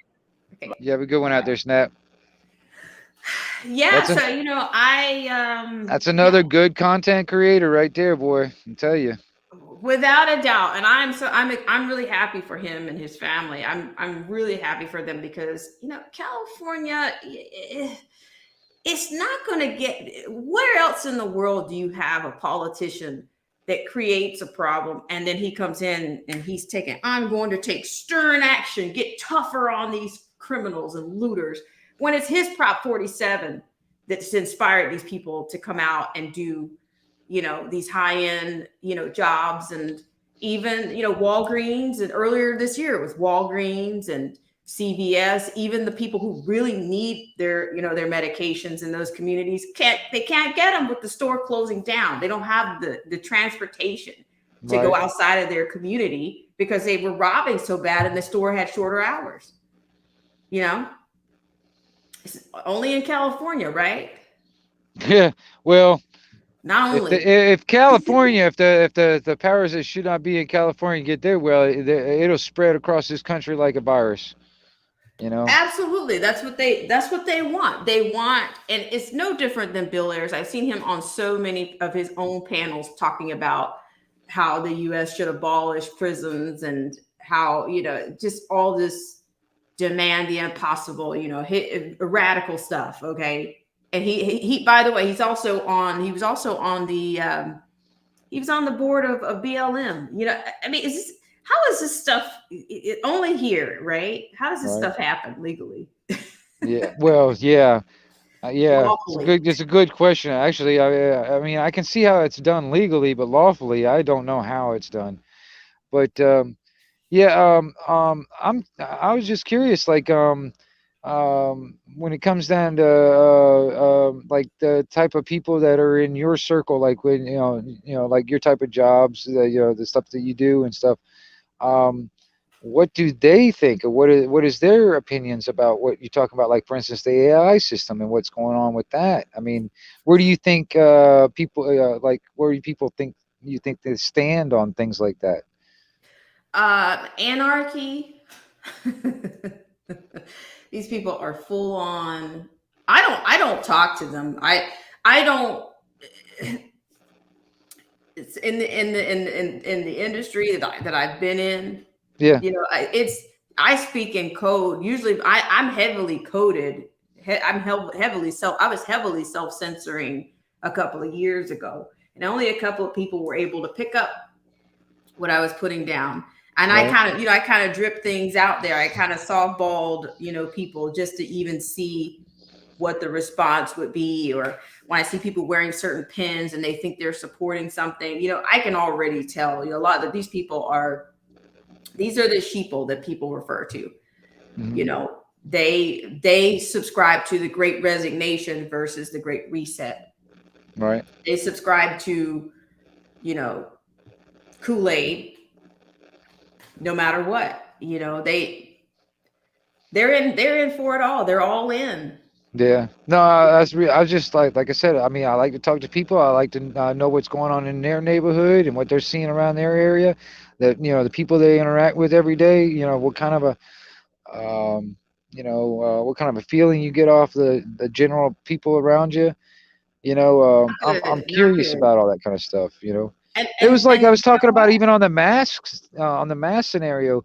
Here in Florida, the governor didn't is kind of done away with like the mandatory thing, but there's still people that ride around in their car all by themselves with the window rolled up and they got a freaking mask on. You know what I mean? Yep, They're not they're yep. not being they're not being made to do it, but there's still people doing it. But you know what? But that's the thing, anarchy. I think that a lot of people are now. I'm going to go specific. Let me just be blunt. I'm talking about. I've seen people in the black community. Those Okay. are some of the main people that are riding around in my neck of the woods, windows up. They won't even. I've seen people in parking lots that won't even take it off. They might be sweating profusely Right. or carrying tons of boxes or whatever. I've seen people on football fields. I've seen football coaches full on mask. And I just I don't know. I think they're pledging allegiance. I think that they don't want to be seen as the other, whatever that is. They don't care what the other is. They just want to be under. I just think people are under a spell. I really think that Yeah. I do think this is a Yeah. there's a lot of dark spiritual things that are going on. Yeah. I mean, it And does. It does look like hypnosis almost, don't it? Um, to me, it seems that way. And I just think that but to me, in order for me to worship anything, it's got to be proven. There's got to be worthiness. To me, worship implies worthy. okay. And I don't, that's from a religious, in a religious context. But then I think people don't know, they don't even have enough perception or perspective to even realize that this is a whole new paradigm that we're dealing with right now. At one point, people were drawing it down, or even I drew it down. Well, they just don't want to be. They don't want to be drawn down as Trump supporters if they don't wear. I think people were thinking that the mask meant that they were, Biden supporters versus Trump supporters, and they didn't want to be seen. I don't know whether it's an actual fear or this is their first time in their life that they've actually had to make it known this is my political association and I'm letting that be. No, I can do that with this mask. You know what I mean? I Yeah. think it's Yeah. a simplification of they don't really have a grasp of politics on both sides or whatever, or a perception of a controlled opposition or any nuance anyway. So this is just the easiest way to face diaper is the easiest way to say, hey, I'm going to do what Big Daddy says do. Or Right. whoever that is. Yep. You know, because it's almost at times it almost seems like, you know, that, you know, Biden's not even running the country. Somebody else is pulling the strings. Well, you're right on the money there, for in my opinion. Doesn't run the dang country. I mean, quite honestly, man. I mean, he answers to somebody. All right, that somebody answers to somebody too, and that somebody's probably got to answer to somebody too. That somebody's, you know what I mean? I, somebody was asking me. I was sitting there talking to somebody about something, and I happened to say they or them. I was talking about the powers that should not be type of scenario, and the guy was like, "Well, who is they? Who is this them you talking about?" And I'm like, dude, if I'm telling you, the reason why I say they or them because it's easier than listing off a like 4-page college ruled name a list of names of people that are under that classification of they. So I just say they. You know what I mean? And because there is a lot of people that are under that classification that are like the high ups in some of these corporations and companies around the world. A lot of these people that have high ups in certain governments and a lot of governments and whatever. These people are the ones that got a lot of freaking money. These people think that they are the cream of the crop and they should be making decisions for the rest of us. That's part of the reason why this AI stuff is coming about is because they're thinking that is good for us. It's to save lives, right? Saving lives. It's one of them things. They turn it around in a way to make it look or seem legit and stuff like that. But in reality, it's not because like even what Snap was talking about. Um, you know.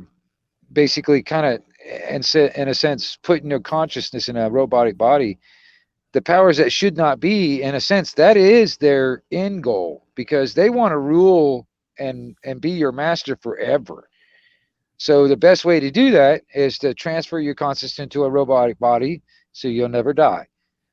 All right, of course that's going to come into play, but I'm going to tell you something, like the elite or whatever you want to call them, they're going to have first dibs of that stuff before it becomes out on the public consumer stuff.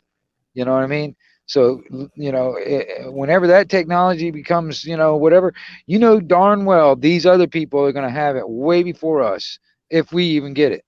You know what I mean? Right. Right. I mean, because even on that consciousness in robot body, it even goes into that ghost in the shell scenario where you're just like this gray matter in a tin can. Is that really what we want for ourselves in the future? You know what I mean? I mean, that's No, what I think a it's lot of people scary. should need. I think a lot of people should think about this, because if we continue on this track of like transhumanism type of scenario, that's what it's going to end up. You think about it, man. If you know how like there's all the prosthetic limbs and stuff like arms and legs for people that lose limbs and stuff. I mean, there's actually people that want stuff like that. You know what I mean? There's people that are actually willing to chop off an arm just so they can get a prosthetic arm. You know what I mean? Wow. Yeah. Yes. Why is it? Did you know just recently the first prosthetic eyeball I was saw they said 3M. Is it the 3M? yeah, I think so. 3M, yeah, that's a part of, we've talked about a little bit the WeForm and Klaus Schwab, but that's a part of their the trending bio Yep. future is what they want. They Right. want organs to be 3M Right. printed, hearts. They want hearts to be 3M printed. Right. Not only the vehicles, they want the auto industry to have the 3M Yeah. print as well. Right. Yeah. I mean, you So think about it, man. If you were able to, and especially if you were like, because this is more like a recreational type of scenario. I mean, when I think about going out, because it's kind of like the abortion thing. It's all convenience or whatever. You can do it, or like okay, it becomes this fashion statement. That people have prosthetics. People start getting their limbs chopped off for the specific reason to get prosthetics. But that's the whole end game for these people anyway, is because they want that transhumanism, because honestly that takes us further and further away from the creator. further and further away from nature, and Precisely, that's where we precisely. don't need to be. I mean, for real. I mean, and I just think you did that beautifully. Like I have been hesitant to even to quote anything, but and usually I'm a little bit off, but I know exactly what I mean. But I do think you're right. They want they don't want anything resembling. They want us to be recreated or reimagined in their image, Yeah. and Well, they that want that well, and image there, yeah, internal. yeah. They want that. But Well, that was in their eyes, they're gods. You know what I mean? yes, And yeah, then that yeah. on top of that, if they create the technology that makes all this, so it's like, for instance, if I was, let's say, 80%, prosthetic or whatever, and all that, they created all that technology. They think that, in their minds, if they can create life, which is like this AI system, for instance, if we become alive or whatever, they believe if they can create life, they are the same as gods. All right. And that complex, to me, is the problem, because they're not gods. All right, they're human beings, you know what I mean? And human beings are not perfect. And these people are not perfect. All right. And for them to think and claim that they're gods as a perfect being, which they're not, um, and then claiming that they're gods because in their eyes, to create life is godlike. All right. Well, and they think this AI stuff that they're working on, when it becomes alive, they become like the father, the birth of this. They are God. And some of them really believe that they should be worshipped like that, or looked at that. I mean, you get the people like Jeff Bezos and Bill Musk. Gates, but Musk and Bill Gates, you know, you know, they kind of look at the rest of us as like little peasants and stuff. You know what I mean? Exactly, precisely. And that's what I'm saying. Here again, I think you're right on the dime. This is, when they think they're resolving something a problem that they contributed to, Yep. they want that. They want to be worshiped. They want to be, revered as something that you can rely on, that you can put some stock into. And and I've never been that. I've never been wooed or awed, just from people having that elite status, whether it be by money or this influence or whatever. Oh I'm shoot. just not, even celebrities. Well, I'm not starstruck, to the point where I don't realize that. I think they idolize people. They don't realize no, they're these getting that people are cult of not worthy. personality.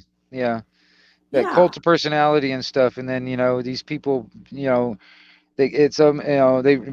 do follow some of these people like a cult.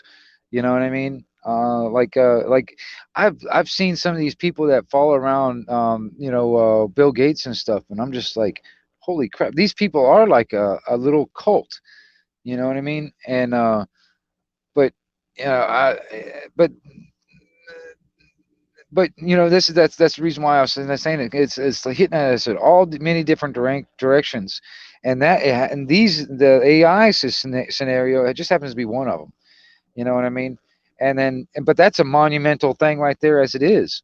I mean, because it's oh my gosh, if you start digging into that stuff, Autumn, and I know you have, man, you realize how vast that little landscape is. When it Oh comes down to yeah. the AI and the computers. I know you've looked into it a little bit, so you know a little bit how vast it is so far. And honestly, I've been following, like, for instance, what is it, Sophia? I've been following that thing for 10 years, man. Watching it Really. progress over the years. Yep. I'm not really looking forward to that thing coming alive and telling us what to do. You know. No, I mean it's I suspected that we were going to see some of these robots. Like I was thinking that if you just think about even the pharmacies, you notice that not only do they have the self service, Right. and fewer cashiers, I was saying, okay, this situation with the CV19 is very auspicious. You know, they can usher in I think people's minds are so malleable right now that they can bring anything in, and it's not going to the shock factor. They're Do going to feel comfortable with they might even be relieved right. that this robot is here. This robot's here to help because I don't have to worry about my safety and Right. my Right. Right. Right. cleanliness and yeah. Have you? I don't know if you guys got them over there, but have you guys seen any robots in Walmart yet? I have not, and I've been waiting. I've been waiting for that. I mean, I will tell you, CVS is a place that I have frequented regularly for several years, but it's still now. I've been waiting because many times you can go into a CVS just about anywhere in the country, and you may not see a cashier. You'll only Right. see maybe one or two illuminated, if that, one of those self-service Yeah. cash registers, and and then the human being will just keep stocking the shelf. She's going to continue. She's not coming out to come and check you out. And I just think, that's going to be standard. So if I go in a situation like that, just go ahead and check myself out because I'm not going to sit there and wait or go find somebody to Right. pull that person away from restocking the toilet paper to come check Yeah. me out. It's a hassle. It really is. Well, they got these robots that are floating around the WalMarts down here, for instance. All right, and Really? yeah, See, it's that's it what I only want. AI. I want the sightings. I want to hear what yeah. these Well, I guys are mean, reporting. there's this one that down in Panama City where they got this thing. It's like I don't know how big it up, 4.5 foot maybe or so tall or whatever, but it looks like an egg. All right, looks like an egg. This thing wanders up and down the aisles, checking the inventory, like seeing if there's all the inventory is gone or not, or if the items are gone, they put in the AI will put a note. But that's what it does. It just wanders the aisles and keeping track of the inventory. And you were talking about that girl stocking the shelves. That's replacing that. That's taking away Wow. that job right there, for instance. You know what I mean? And they don't have some human walking the aisles checking all the items and seeing if we're in stock or not. They got a robot that'll do that now. You know what I mean? And That's this just is on. in Panama City, Florida. Yeah, yeah, That yeah, area? yeah, Okay. Yeah, I yeah. have not. I have not. I was wanting anybody to give me I a sighting, give me either a picture or interaction right. or whatever. I don't even know if the AI will allow you. Would she be like, I cannot be recorded on this device? No, as far as all it does, as far as I know, I don't think it interacts with people. I don't think I've ever seen anything like that. But as far as I know, all it does it just goes up and down the aisle. It scans all the products or the inventory, and like if any of the slots are empty or whatever, it makes a note, so they can order more, that kind of thing. That's all it does, as far as I know. But it just wanders up and down the halls doing that. You know. Well, the reason that I was saying that I was, that I was, thinking about the human interaction is because, even last year they talked about, rolling out the thousands that Hanson Robotics out of Hong Kong was going to roll out thousands of robots Yeah. to assist even the seniors and, with physical therapy. Right. They were totally, they had all the That's their sales manipulation pitch. Yeah. going and all this stuff. And I forgot they even had a name, I think, but I wouldn't be surprised if we didn't start seeing it soon, because what is it? It's been quoted 10 million jobs are available. And I'm hearing from many people that have actually gone out into this workforce and they're searching for these jobs. They do the application, they go through all the formalities, and yet they don't hear anything back. They're not hearing anything back. And that's not the first time or the first example of that I've heard, because these signs are everywhere that you're hiring. Right. But I don't think that's I don't think that's the response, the turnaround. Maybe the HR is just as depleted in processing. They're slow on that. But you did hear about even New York bringing in Filipino nurses, getting visas for Filipino nurses to come and replace some of that workforce. I just think Right. that they just opened the door up for everything right now to Yeah. replace. Yeah. That's why everybody, including you, keep your head clear. You know what I mean? Trying to keep yourself focused, keep yourself centered, try to stay away from all the stress. You know what I mean? Yeah, it Yeah. is. It is definitely a stressful time. I mean, in many ways, in different. It's Yeah. definitely starting to. I think for people that weren't feeling it, but they're just in denial about why. They don't question. There's no why in some people, and that concerns me. That scares me when people don't ask why, or they don't question. Well, if this and this is happening, then why is this? Yeah. They'd rather be Told what to right. do, what to think. Yeah. Yeah, and they'd rather go along, they'd rather keep up a lie if it helps them keep their allegiance to racism. You know what I mean? Yeah. I think there's a Don't greater rock allegiance the to boat, Autumn. Don't rock the boat. You know what I mean? Don't go against the grain. You know what I mean? that. I mean, Wow. because that's exactly what I mean. That's what a lot of them are. Uh, that's the thing too, man. It's like we gotta find our own way. Because I mean, honestly, like I said, insanity is just the same thing over and over again, expecting different results. We're gonna have to basically trailblaze our own way. I mean, for real. If we really as a people, I mean, like I said, worldwide, not just here. If Mhm. we as a people really want to actually something institute some kind of change where we can have a good legacy to leave behind to our future generations, you know what I mean, so they don't have to suffer, because we couldn't take care of it. You know what I mean? That's why we gotta change it up, man, because honestly, man, keep doing the same thing. I mean, seriously, if you think about it, how they say is like history repeats itself. Well, we need to stop doing that because it's not been working. You know what I mean? We got to No. stop doing the same thing. That's insane. We got to start doing something different. We got to change it up. Flip that script. I don't know, man. I don't have all the answers. That's why I talk to people. You know what I mean? Because none of us are greater than all of us. I No. don't have all the answers, but all of us together, we put our heads together, we can probably find out. You know what I mean? Yeah, I mean, I get you. I get Yeah. you 100%.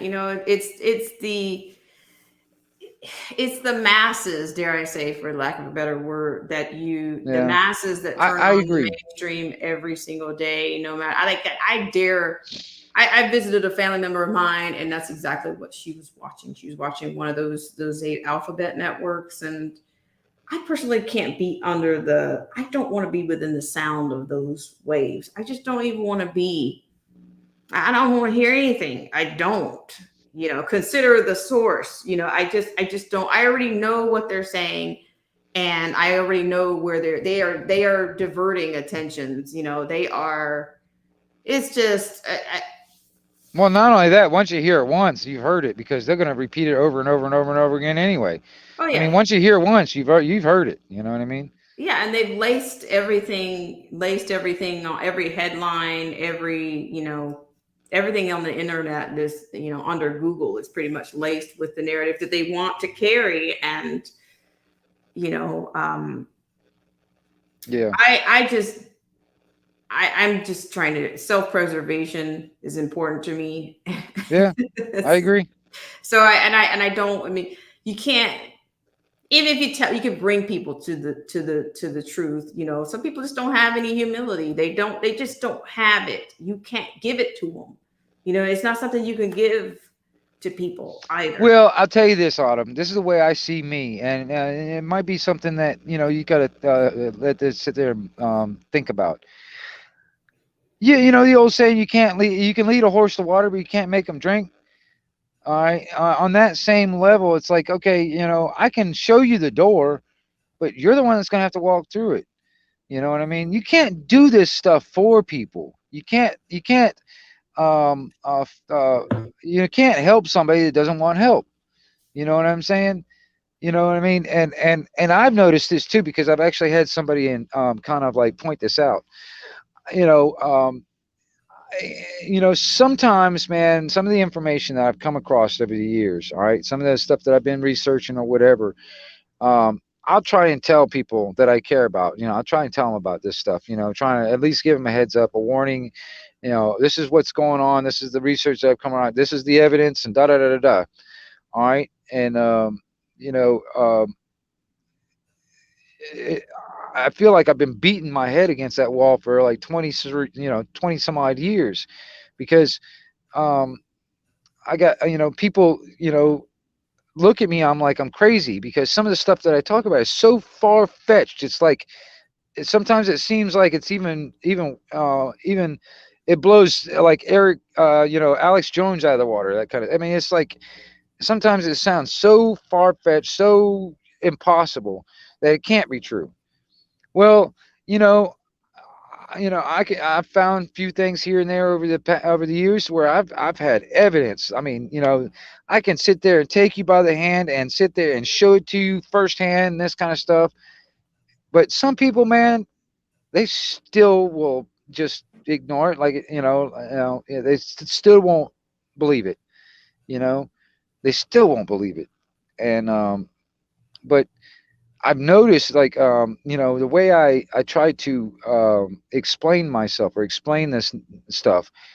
Sometimes my delivery is not. It could be better, because like see, right now on this stream, I'm making a conscious effort not to have any profanity. All right, but in my everyday life, in normal talking, a lot of profanity comes out of my mouth.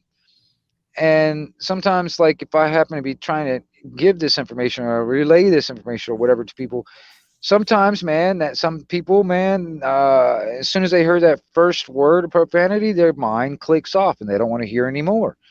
You know what I mean? And it doesn't even matter if what I'm saying is actually legit and all this other stuff. Once they heard it, they don't want to hear anymore. So it's about, in my mind, for me, I got to work on my delivery. You know what I mean?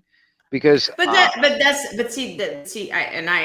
sorry to interrupt. Go ahead. no, go ahead. What I was saying is the thing about that, the delivery, they will accept that from somebody that doesn't necessarily have their best interest at heart. But then there you are being more self-conscious or conscious of your delivery, and they're still, I just, Dude, I'll give you an example on that level. I'll give you an example. I told a buddy of mine that I know pretty well. All right. I told him some stuff. Let's say, I can't remember exactly, but it's probably, let's say, 5 years ago. I told him some stuff, some brand new information I was researching, all this other stuff. All right. Well, he kind of passed it off and it's like, you're crazy. All right. Well, about 2 or 3 years later, next thing you know, my buddy was sitting there watching like the mainstream media news, and also we got a talk radio station here on the radio, on the regular stereo, and he heard this a news story. It was talking about the same stuff I was trying to tell him years before. All right. He comes up to me. He's like, "Hey, man. Hey, Wingnut, man. You know all that stuff you were telling me, man. You were right." And I was like, "Well, no kidding, Sherlock. Just because it came out of my mouth, it's not credible.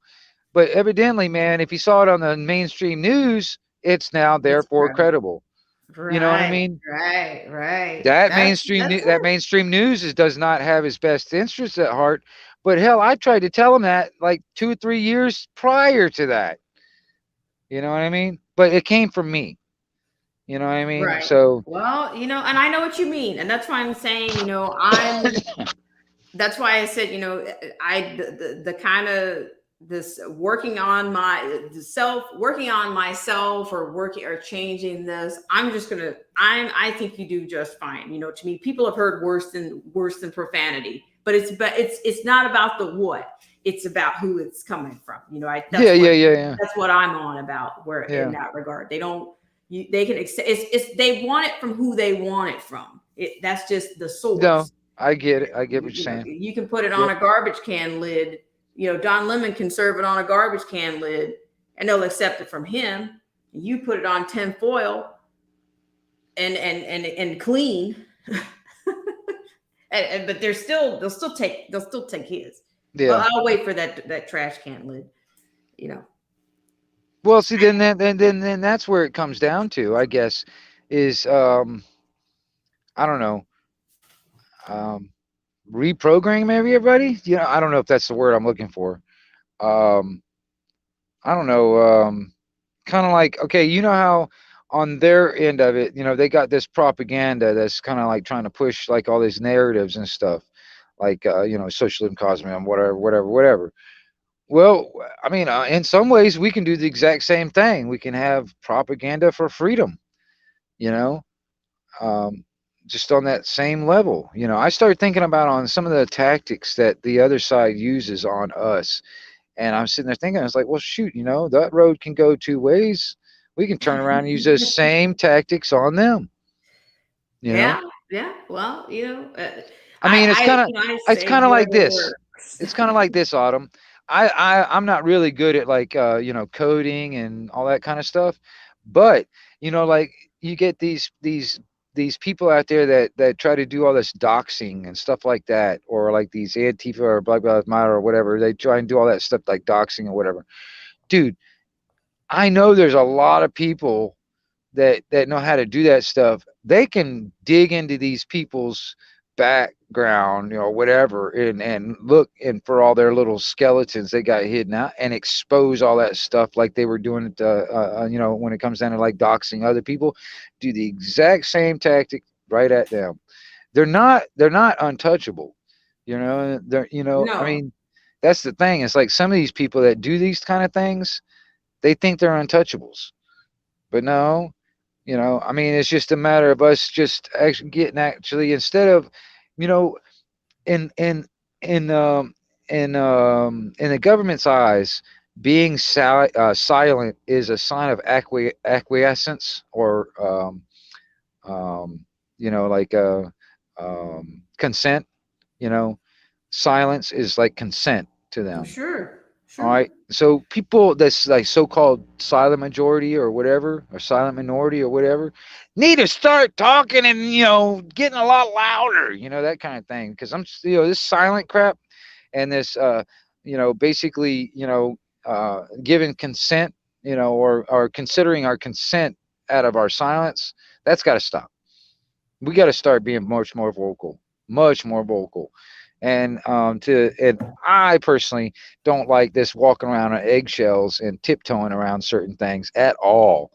I'm not for that at all. Like I said, I get it when it comes down to certain platforms, certain keywords. I kind of, I kind of bend the rules a little bit on that. I'm still not going to censor myself, but you know, I'll kind of, you know, adapt in a sense.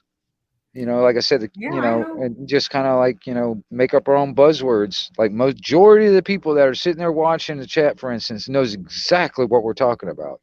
So we don't have to sit Absolutely. there and we don't have to sit there and say, "Oh, I'm sorry, I'm not saying the right word or whatever." You know, don't even have to apologize for it. People Yeah, understand. I'm not gonna Yeah, apologize anymore. And I have kind of expanded, just other channels have started to kind of pop up in, yeah, in terms of interest or whatnot. And I'm sorry, other people are doing that as well, even if their message is, whether it's mostly, maybe if their focus is more, their objective is more spiritual or whatever, they're still using some level of, covert language to right, communicate to people. And they're also asking, kind of self-censoring even their guest or their panelist, right, to say, and I've even had somebody on a call-in show saying, if you talk about the Kool-Aid, I gotta let you go.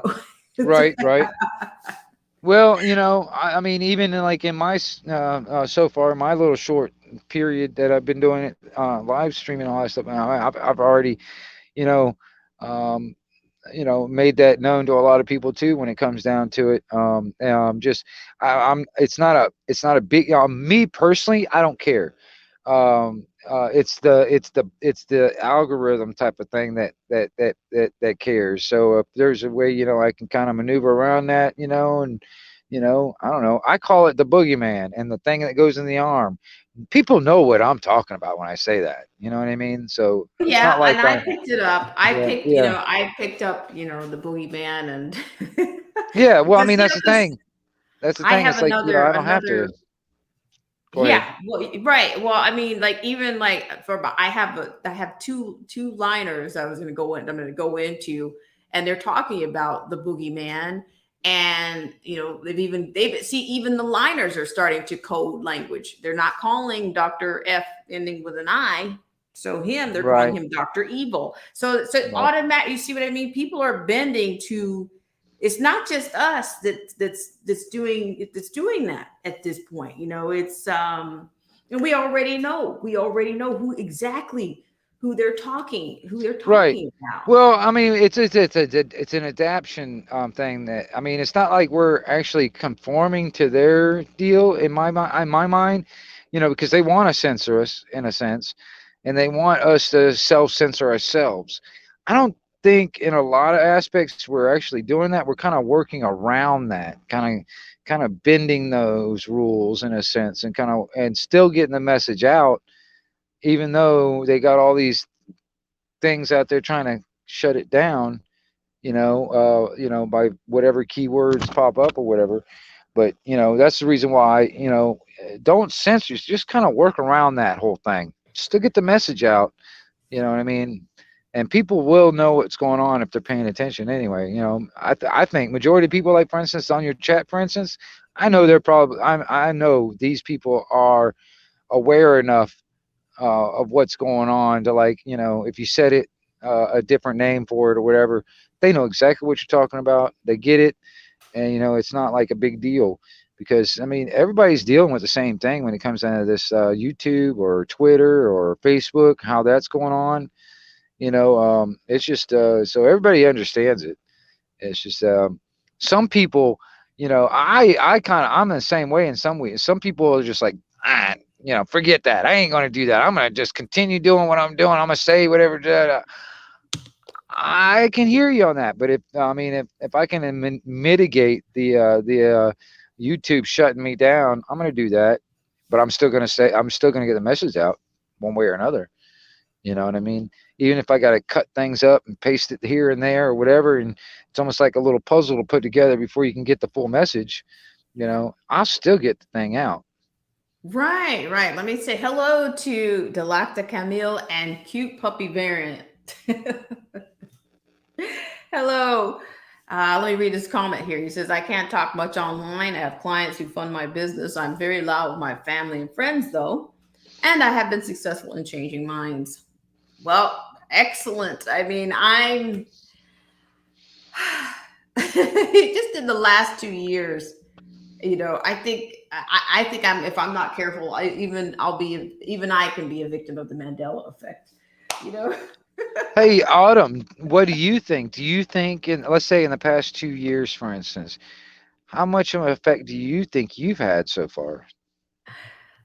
Are you making any of it? Do you think you're making any kind of an impact on anybody out there? Or, I mean, like for instance, like even just like not necessarily on the social media thing, but like in your family or your friends and stuff that are around your area. I mean, Okay. do you think that you're able to open up people's eyes or? Well, it's funny that you asked that because I have one friend that I just kind of started, I started leaving some crumbs behind just to see if he would take to it.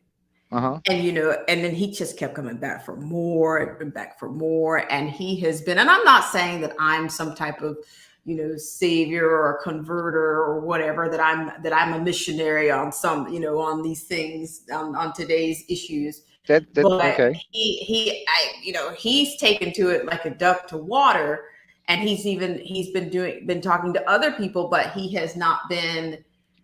I think there are people. I think this is the thing when I talk about, quote, the Black community or, quote, African Americans. It is in a way. It's a very sad. It saddens me that people will not open their minds up to thinking for themselves and just read both sides of the coin, and then come back with, because if you read enough, from whether it's pundits, influencers, articles, headlines, you can tell just right away within the first sentence or two the way this thing is being, the rhetoric that's being used, and what the intent of said writer or opinion piece. You can see which way they are going, where they're swayed. You can, but that's not. I think people think that they think that they're holding some kind of a line when it comes. They think that they can do this racism thing. And to me, racism is actually going to, this is going to sound a little bit morbid, it's going to kill people. You guys are heavily deceived and you're going to be destroyed because while you're out here keeping your emotions, while they're stoking your emotions, you are missing the point. You're missing the greater picture. You're putting yourself and you're putting others at risk of continuing to be a pawn. You know what I mean? It's like, do people realize, and I'm speaking specifically about the Black community, you are not essential anymore to this, you're not an essential, you're essential in terms of a stepping stone. That is the need, but they're washing away your initial civil rights struggles, your this and that struggle. After a while, they're going to tell you that none of these things exist. I wouldn't be surprised if they didn't tell you that the race has switched, not the party switched anymore, but the race is switched. You know what I mean? They have been successful with some of the most, the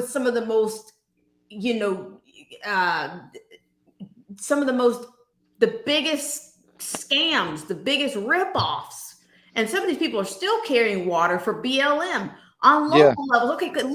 Look, your damn top person at a national level ditched you, and you guys are still trying to keep this up? Yeah. With what? You don't have anything to stand on. You got ripped off, and you're still out here trying to give something with the word Black on it some legitimacy. You don't have, it doesn't. They know what buzzwords to use to trigger Black people, and they just keep them on. They just keep them on, like in NAACP. If you look at that organization's objective, it talks about individuals. Well, anarchy, a lot of people don't want to be individuals. And I'm sorry, it seems that many people in the Black community, not all, but many don't want to be individuals. They want to be under an umbrella that says Black, or that this means this. I get it. They want this fraternity. Yeah. This ever all-encompassing fraternity that doesn't yield anything but puppetry and pawn for the elites. It's just, I'm sick of it. I'm sick of it. And that's why I don't try to I'm not throwing anybody a lifeline. I'm not throwing anybody a lifeline anymore. You got to hold your own. Yeah. Well, and like I said, Autumn, you can show all these people the door. They're the ones that are going to have to walk through it. All right. You can't do the work for them. You know what I mean? And you shouldn't expect yourself to do it for them. I mean, honestly, I started looking at my own life when it comes down to me. Like I was talking to my sister about some stuff. All right.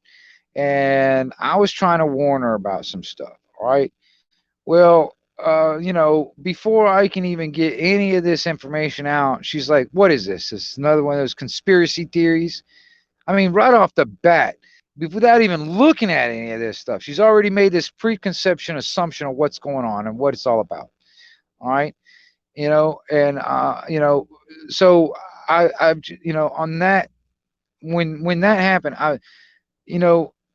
I had this feeling. I was like, well, you know what? I've done my part. I've showed you the evidence. I've showed you the door. All right.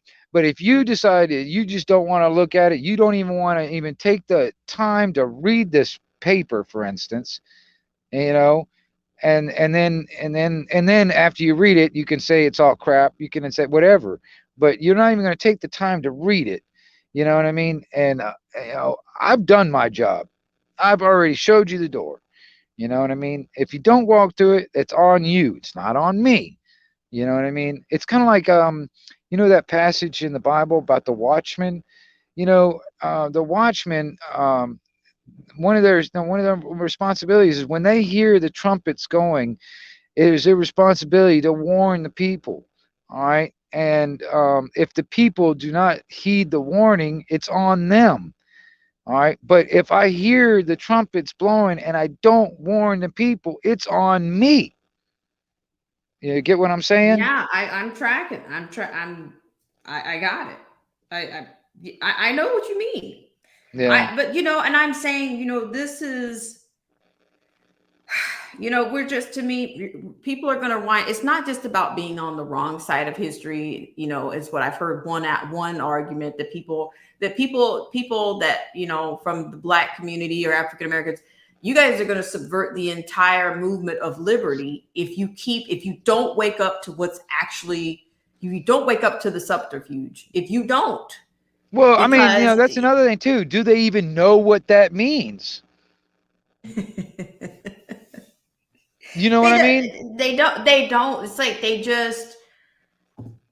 Yeah, I mean, see, that's the problem in a lot of the culture today is like even knowing those certain things for just the average person, knowing what liberty actually means, what that stands for, what that's supposed to mean, knowing what freedom and what that's supposed to stand for, and all that kind of stuff.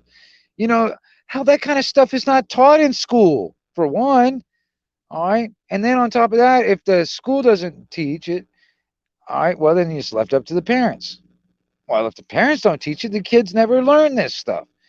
So yeah, I mean, I see what you're saying, but they might not even know what you're talking about, or you know what I mean? In all honesty, they don't know what I'm talking about. But to me, the onus, the days and the time for people to cry illiterate, that's over. I've taught kids where parents that their own parents couldn't read. The kids' parents cannot read. I have to come up with a system of communication just so I can communicate what they're doing, right? The child's doing to the parent. But I'm saying this is going on. We have a system of functional illiterates, people that graduate from college, still functional illiterates. Okay, people graduate from high school, functional illiterate. You can still be. I can say I was functionally illiterate. I can say that. That's why I know. That's why I know. Reading is fundamental. I think that's why you have all these people, all these Noah, what's his name, telling people not to read. Oh, these people out here telling you guys to do research. They're not doctors. They're not scientists. They're not da da da da. Basically, you're telling people they should be illiterate. You're telling people close your eyes. Don't ever go beyond what you're being told. Believe what you're told, and not even what you see. You notice that that they told people that there was peaceful protests going on for over a year.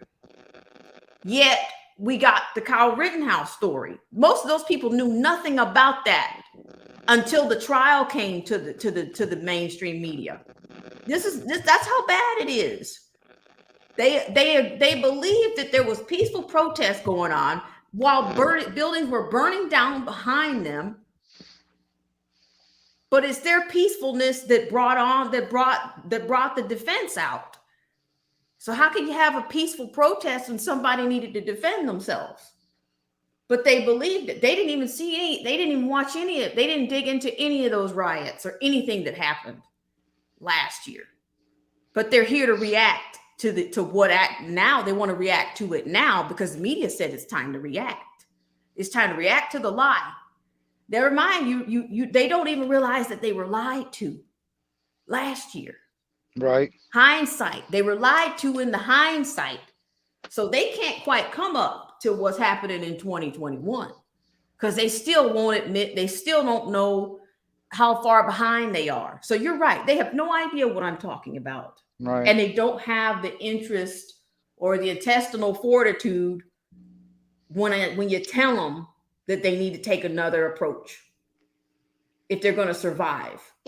You'll survive your racism. You'll survive your race, but this other stuff, you're not going to survive. What they've got in store for you, you're not going to survive. Autumn, I know you might not have the answer, but how do we open these people's eyes then? I mean, how do we do that? I'm going to tell you, they're not all, and I don't mean to go into a biblical or spiritual, but I can't avoid that anymore. No, go ahead. What do they say that the road, there's a wide road and a narrow road? Okay. That narrow road, it's narrow for a reason. Well, it's the less traveled, right? Right. And everybody doesn't want to be on, everybody wants to be, everybody doesn't, the convenience. Yeah. The convenience is not on that narrow road. Yeah. You're right. And people don't want to be inconvenienced. You know, they don't. They don't want to be freed from deception, or they reject it. They reject it. They're comfortable in the deception. Whether it feels good or if it's comforting, you know, they'll just go right out here and just take, after 500, you know, jabs, they'll come back for some more. Because they want to be able to go places and do things. And go Yeah, to I know. football arenas and the Bread Bowl, you know. Well, I mean, the only problem is like not only on that, like the social aspect of whatever. I mean, and they're already trying this in other countries where you have to have with that new pass or that passport thing or whatever you want to call it, just to actually get medical help. I mean, you know, like for instance, you need to go to the hospital for some reason. You have to show proof that you got one of those things, or you got one of those things, or like going into a grocery store and buying food. You know, I mean, dude, that to me. I'm gonna tell you something. I will go freaking berserk on some lady if I go in a dollar store and they say, "Oh, you can't come in here unless you show one of them cards." I'm like, I'll go berserk on that lady. You know what I mean? Because I'm like, you know, the way I see it in my mind is like you're depriving me from eating, you know, just because I can't prove I'm not showing my papers. You know what I mean? Whatever. I don't know. I don't have the answers. I have the frustration. Yeah. But not the answers. I mean, that's why we, you know, I like the conversation, and honestly, man, Autumn, keep the conversation going. I mean, you know, keep doing what you're doing, because I'm gonna tell you something. Like I said, none of us are greater than all of us. And if we all put our kids together, we will come up with this. We don't need their dang help. We don't need it. We can do it for ourselves. We just got to get past this, like, you know, this veil of fraud that has been put in our eyes for a few generations. You know what I mean? We got to get past all that. You know, look past all this veil of lies. You know, and see through it and stay focused. You know, it's like Miss Lockhart. I'm gonna tell you something, man. When I first met you and Miss Lockhart, I mean, you know, I was looking for, like for instance, right here on YouTube, I was looking for something, and for some reason, I come across YouTube. All right. I think what you guys are doing, like I said, even on Snap, for instance, I think what you guys are doing is important. All right. I think what you guys are doing is important. And actually, I think it's necessary. You know what I mean? Um, I mean, I'll tell you this, man. Y- I don't know if you notice it or not, but there's people that watches your stream and it's like one of the best things that happened to them that day, or it put them in a better mood or something like that. I mean, and you're doing that right there. All right. I commend that, you know. well, and you know, and I'm telling you, to me, I guess, dare I say, it's I guess there's some level of therapy in this. There's something, but there's also something that brings you back to it. It's, dare I say, I'm not going to say it's a calling or something like that, but I just want to be able to express myself or express things that I think that are important, you know, to the nuance, or just to see the direction that we're going in. I mean, there's something, I haven't been on WeForm in a while, but I do understand. I do talk about Schwab and what he wants to do, and how these people think they know best, and how to, you know, how to tell us how to live our lives best. I do. Yeah. But where are you going to get that? Where else are you going to hear about this kind of thing? I became inspired by, I don't know, I was inspired by, what's it, TR, the TR show, just by, he changed my mood once upon a time, I just kind of stumbled on to his channel, or I heard about it from somebody else, and and he was giving out some great information and research, at one point, and he still does that. But he does a lot of entertainment because he's a musician like myself. But it's I'm really grateful that you have gleaned something from this channel, and it keeps me coming back. It's just, to me, humanity to me seems to be just in a really bad place, just overall. I mean, and I don't mean to draw things down to just one particular demographic, but I do think that there's certain demographics that have a great influence on people, but I also know that they will use a demographic to destroy. I think they will use the Black community to try to disarm this country. I think they will use racism to try to crush, our rights, our human rights, our natural rights. They will use everything they can to take total control over this nation. And I think, we're primed to do it because we had so many people that just kind of went right out there and they went right along with this thing. The people I've had a friend of mine, he says, the same friend I was describing earlier, who took to what I was sharing like a duck to water. He says that he's got friends that are excited to go out and grab this thing. They've excited to go and get their whoopee cushion boost. Right. They've been excited to partake in. They want to be told what to do. They want to be told. They're begging, govern me harder, daddy, govern me harder. They want that. People are begging. There's some people that are I think some people are, dare I say this, I'm not saying I'm scientifically correct, or I'm not saying I have proof of this, but I suspect that some people are just born communist and they're not ashamed of it. They want communism in this country. They do. They're attracted to communism. It's almost like a demographic. Just like there's a demographic of people that are attracted to their, left-right paradigm, the left. I think there's a demographic of people, and they've created a demographic. They've almost, to me, it's almost like a religion. They've almost converted this entire country. Places that were, that were more free or liberty-minded. They have, whether it was out of fear, or whether people actually thought they were doing something for a cause, they have converted they've converted more people than I ever thought I would see. Even with me changing locations in the country, I've seen places that I would never think, say, wow, that is the virus. To me, the virus is people's consciousness, or the lack thereof. They've been converted and they don't even realize it. Yep. But there again, I don't have the answers. I'm going back to, are we down to we're going to get down to the wire any minute now, that you're going to just be dealing with like-minded people. And I'm fine with that. Yeah. I'm fine with that. I'm not willing to, people that have been prepping for years, some of those people are going to be coming to your houses. They're going to be coming to your house once they realize they don't have what they need. They're going to be coming to your house because of their stubbornness and their arrogance and their slothfulness and their laziness. They chose not to prepare, but they're coming to you.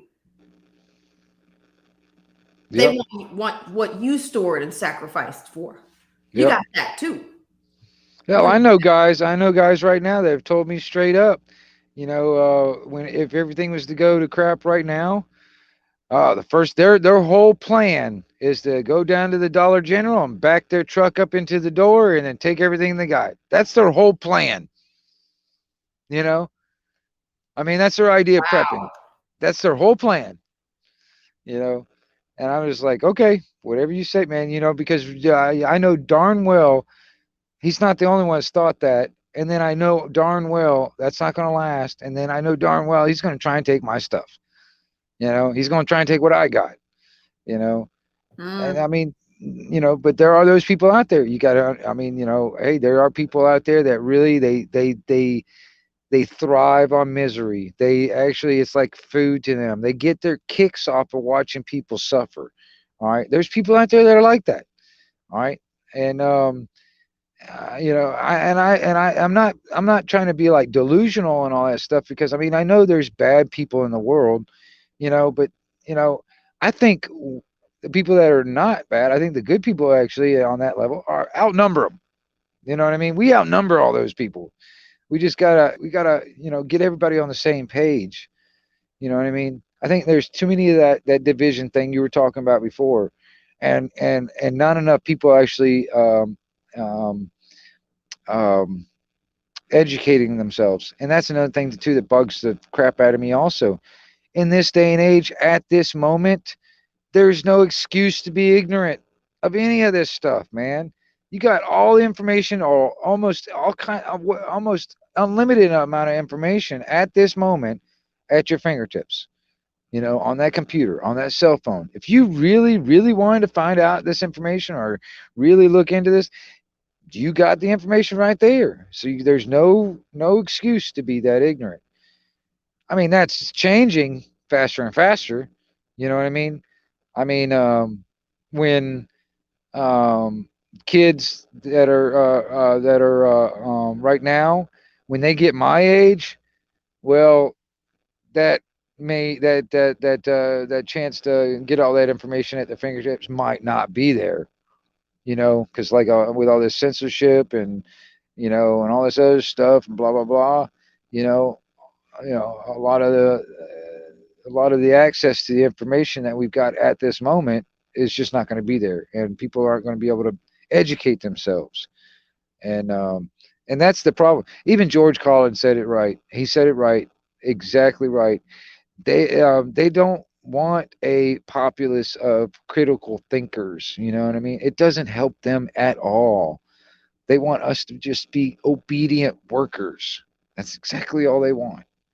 And then on top of that, they're going to get to the point with the robots, they don't even need us as the workers anymore. You know what I mean?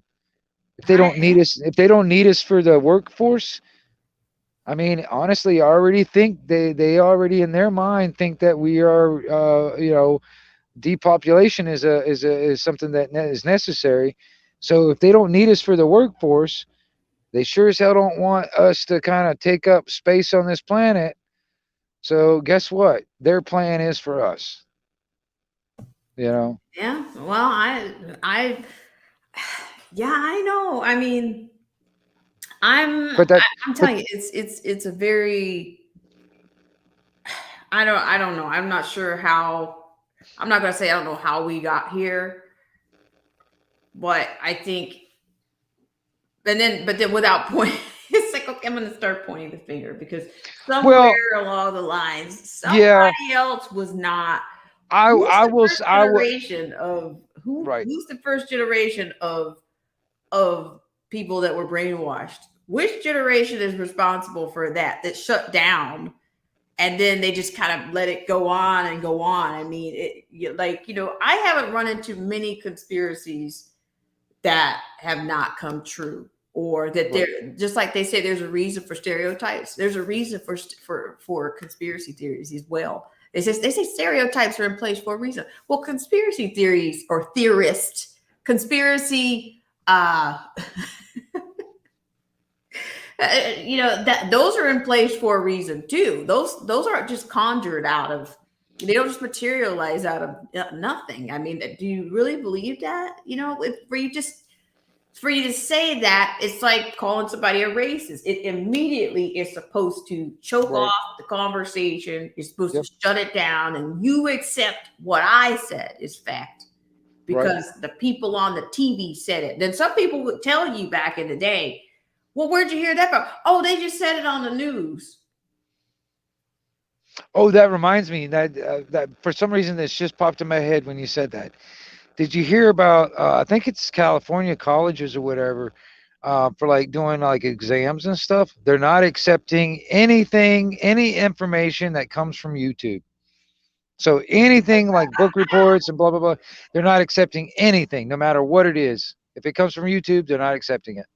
Okay, well, then there it goes, but see, that's because I think the internet kind of got out of their control. They cannot control the information that they Right. allowed to get out, so they can't have it repeated back to them. Right. They can't Oh, have it repeated back because just they're like politicians. They never expect to hear what they've said repeated back to them or used against them. right. They don't.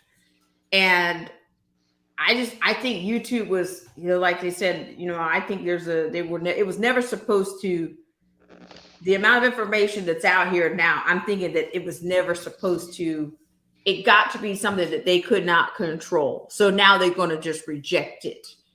Right. Rejecting it is the only thing they can. Well, I kind of look at it like this. Okay, you remember back in the day when the printing press was invented? That was a major turning point in the history of the world, really, when that brought up. Mhm. All right. I honestly kind of, even though all the technology that created this cell phone and all the computers and all that stuff was actually started for the military, I actually, at this moment, the way things are, this is kind of like, like for instance, like the platform like we're talking on right now, be able to communicate with each other. This is the modern day printing press. All right, in my view. All right. So That's excellent. That's an excellent. well, I if you love it think because of, I understand. I know. I understand the significance of the printing press right, from a musical standpoint and what they were able to achieve right, with it versus just word of mouth or villages or communities or whatever passing right, customs and things along. The printing press, they can't control it anymore. It's right. already, once it's out there kind of a bit. You know what I mean? Yep. I mean, it's interesting times, Autumn. Interesting times. Like I said, it's just really like, I mean, I still have that struggle with myself. So don't think I'm like hard. I'm the rock out here. I'm just, hey, I have my moments. Where I'm just like, okay, I need somebody, to help me, or whatever. I kind of I need to lean on a shoulder here and there, or whatever. But it's this thing is just trying to keep yourself, minimize the stress, minimize all that drama. I mean, to if you can, not at all, none of that at all, because right now with all this stuff that's going on, like I said, hitting you from all directions, well, that's creating stress. Well, that creates more stress, and that creates more stress. And guess what happens when you got all that damn stress? I mean, you're next thing you know, you're unhealthy, and all this other stuff. So, keep your head on straight, keep yourself focused. I honestly yeah, I'm gonna tell you something. This coming from me, I think you're doing an excellent job for what you're doing right here on these platforms and what you're doing on, putting out the information.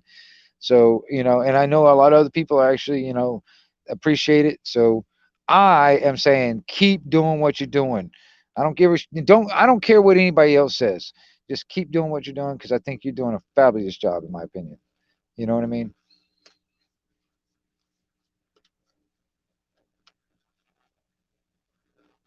You're muted. You're Well, I muted. absolutely, sorry about that. I absolutely appreciate that. And I absolutely respect and I admire what you're doing and the way you're able to connect and reach people. Um, because why should we, for once it was all about, what was this, the Zuckerbergs, it was to bring everybody, what was it? Facebook was supposed to bring everybody together or to, in my mind, make the world an even smaller place. Okay, well, now that he's been successful with doing that, you brought everybody together just to break them apart. It Right. seems, right? That's to me. Well, yeah, it's like that. It's what I call the bait and switch. It's kind of like what they did with Facebook. It's kind of like what they did with YouTube. They baited everybody in with all this stuff. It was like free speech, no commercials, whatever, whatever, whatever. They baited everybody in, and they totally switched it up on us. Bait and switch. I actually, that's the reason why I'm kind of weary. That's the reason why I kind of keep it simple and I stay with one because I'm weary about all these other platforms following suit. You know what I mean? Yeah, exactly. They're baiting you in with all this cool features and all this other stuff. That's why I'm kind of like timid on that Restream. I'm gonna keep my eyes open. I'm gonna look more into it and I'm gonna get more information or whatever, whatever, whatever.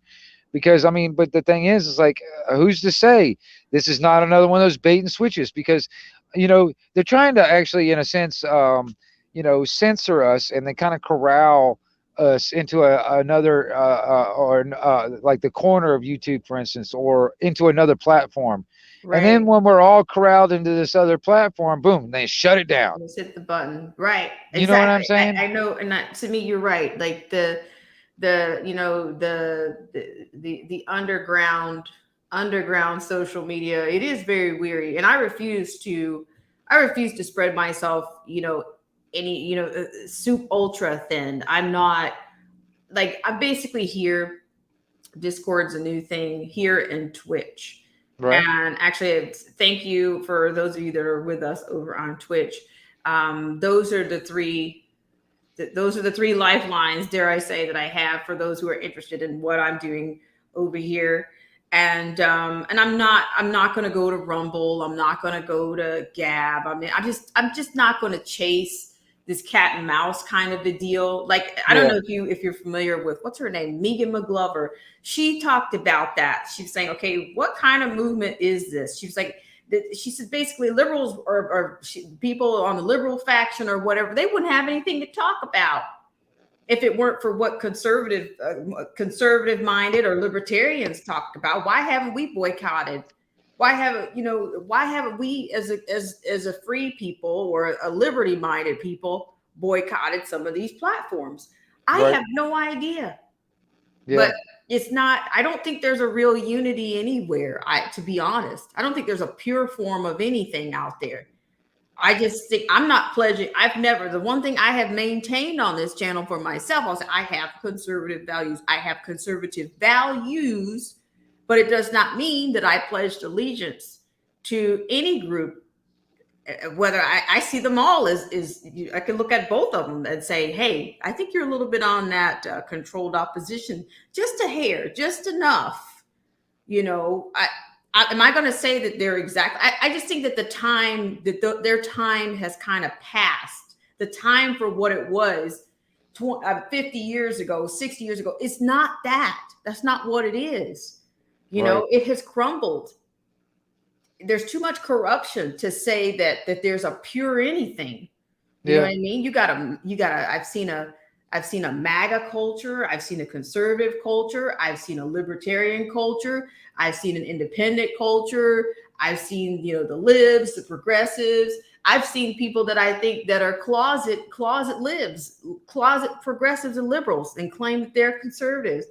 I hear people speak with clean mouths and live filthy lives. What's pure?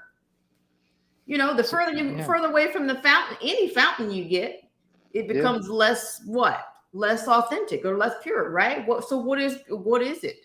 What is anybody at this point other than trying to survive, or self-preservation is become my number one. I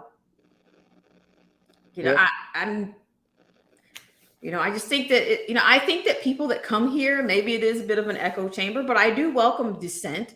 I just don't want some emotion whoopee cushion, emotion padded kinds of things coming on here. We can all emote.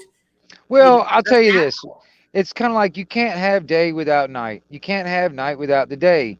You know what I mean? That echo chamber, like you said, well, you can't grow and flourish with an echo chamber. You kind of need that opposition. You kind of need that darkness to your light to kind of, I don't know, ignite that critical thinking, I guess, lack of better words, I guess. You know what I mean? Well, and I agree. The thing is, I'm saying, if it's a good argument, I think it can stand. It can stand some jabs or some. You can poke some holes. You can try to poke at it, and maybe it'll stand up. Right. If you have a leg to stand on, right, then you can stand longer, right? You'll stand longer. You won't go down. But it's a full contact kind of a thing, but they don't really, most people, when they run out of whatever, they just start hurling, obscenities or racial epithets at you. Okay, so you're out of fuel now. Okay, thanks for playing Yeah. Yeah. That's You when you got lost. them. That's when you got them. Yeah. That's when you got it. Because when they start that up, you're like, okay, I've got you. You know what I mean? That kind of thing. Right. And I wasn't on a debate team or had any formal training when it comes to, I didn't study poli sci when I was in school. I've just been curious, Darius. I've been molested by curiosity, you know, my whole life. It was just asking the right questions, I think, is where things started to change. You get different answers when you ask the right when you get better questions, you get better answers, you get better connections. Right. That's just my experience. Well, that's how we grow, isn't it? That's Right. how we, um, advance. You know what I mean? So anyway, Well, well, I'm going to I really appreciate you coming on, and I am going to finish with two headlines. okay. Believe it or not, just two headlines, and we're going to get out of here. But we're going to have just a brief on two missionary mocktails. The father of, dare I say, we have a health minister in this country, because it just seems like this guy is just the bureaucrats have taken over in my mind. They have taken over. Well, I'll let you get at it, and I will pop off. I will sit. I'm gonna, like I said, um, I do gotta get up early in the morning, but I'm gonna pop around and because I know there's some other people that are doing some lives right now. I might pop over see what's Sure. going on, and but hey, Autumn, like I said, I appreciate you. Keep doing what you're doing. Keep your chin up, in a sense. Keep that positive look. I'm gonna tell you. I mean, if we, like I said, if we just put our heads together, we'll figure it out. We'll figure out a solution. All we got to do is just put our heads together. All right, and keep talking. You know what I Well, mean? Keep talking. well, I appreciate it. I appreciate it. And yes, I will be tuning in. And as per usual, whether it's on a Well, like I shorter said, video when you or a popped frame. in, when you popped in the chat today, that was an awesome feeling, man. I mean, I really thought that was cool. Because I mean, there was quite a few people that popped in the chat that I'm subscribed to, and I just did not expect them to even show up.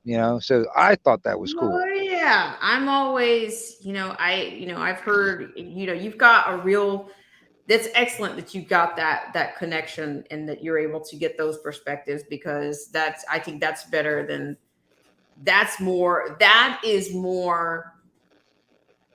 raw news to Yeah, me. Those are raw reports. right. And Well, I now, can't yeah, tell that's you. what I'm saying. And, why I don't want to rely on mainstream news to give me any information. All right, because if I want to find out what's going on over there, I'm gonna find somebody that lives there. I'm There gonna you go. find somebody that lives there, and they're gonna tell me what it's like, because they're living it. They're sitting there. They're seeing it. They got to walk past that store every day. You know what I mean, or whatever. I mean, Right. that's the thing. I Well, want to get up and close to that. I It's wish almost I like, had a connection with somebody from an Australian connection, is what right. I wish I had. I've talked to a Um, few Australians, matter of fact, on some of these live streams actually, and because like for instance, that story about like the Aborigines being kind of sort of rounded up or whatever, and blah blah blah. mhm, Well, there's some truth, some lie, some of it's not. You know what I mean? When it comes down to the mainstream right, media, right. and I didn't know about this until I started talking to a guy that lives out there in Melbourne, actually. All right, so I mean, I'm getting firsthand type of information from these people, and I have no reason to believe that they're telling me crap. I have no reason to believe that they're actually pulling my leg. These people are, they're honest, and they're telling me what's going on. So, in my mind, I'm getting accurate information. At least from what's being seen, boots on the ground type of thing. You know, that's why I'm like, there's a few countries out there that I haven't been able to really hear a whole lot coming from them, and Mhm. Switzerland is one of them. So I'm keeping my eyes open to find somebody I could talk to on one of these my panels or something like that, that's from Switzerland or lives in Switzerland, and kind of tell me what's going on over there. Um, because like I said, I mean, um, when it comes down like even the numbers of the stuff in the arm, that's you're getting very little out of Switzerland when it comes down to that. You know what I mean? Right. So, I mean, I don't know what's going on. Well, that would And be great coverage because, at one point they were being praised. It seems like some of these other nations were being praised for their approach in this entire thing. And now it looks like they're amongst the most authoritarian, you know, yeah, well, one. I mean, like for instance, I was hearing something about Sweden, not Switzerland, but Sweden, and that was a big deal Wow. there too. Yeah, I mean, I've been hearing some stuff over in that direction, which was like on that level, what you were just saying. It's like, it was a little bit worse than what the mainstream media was actually portraying. You know what I mean? And Mhm. but yeah, that's I've been trying to keep my eyes open because, like I said, this is a worldwide thing, so I got to keep my eyes on the world. You know what I mean? Well, and that's excellent. To that, I don't mean to interrupt. Let me just put this one thought in, and then I'll be done. All right. I talked to a friend from Canada who was telling me that he was unmocktailed, and Uh-huh. because he has his own business, he says that his clientele has started to dwindle because he is Right.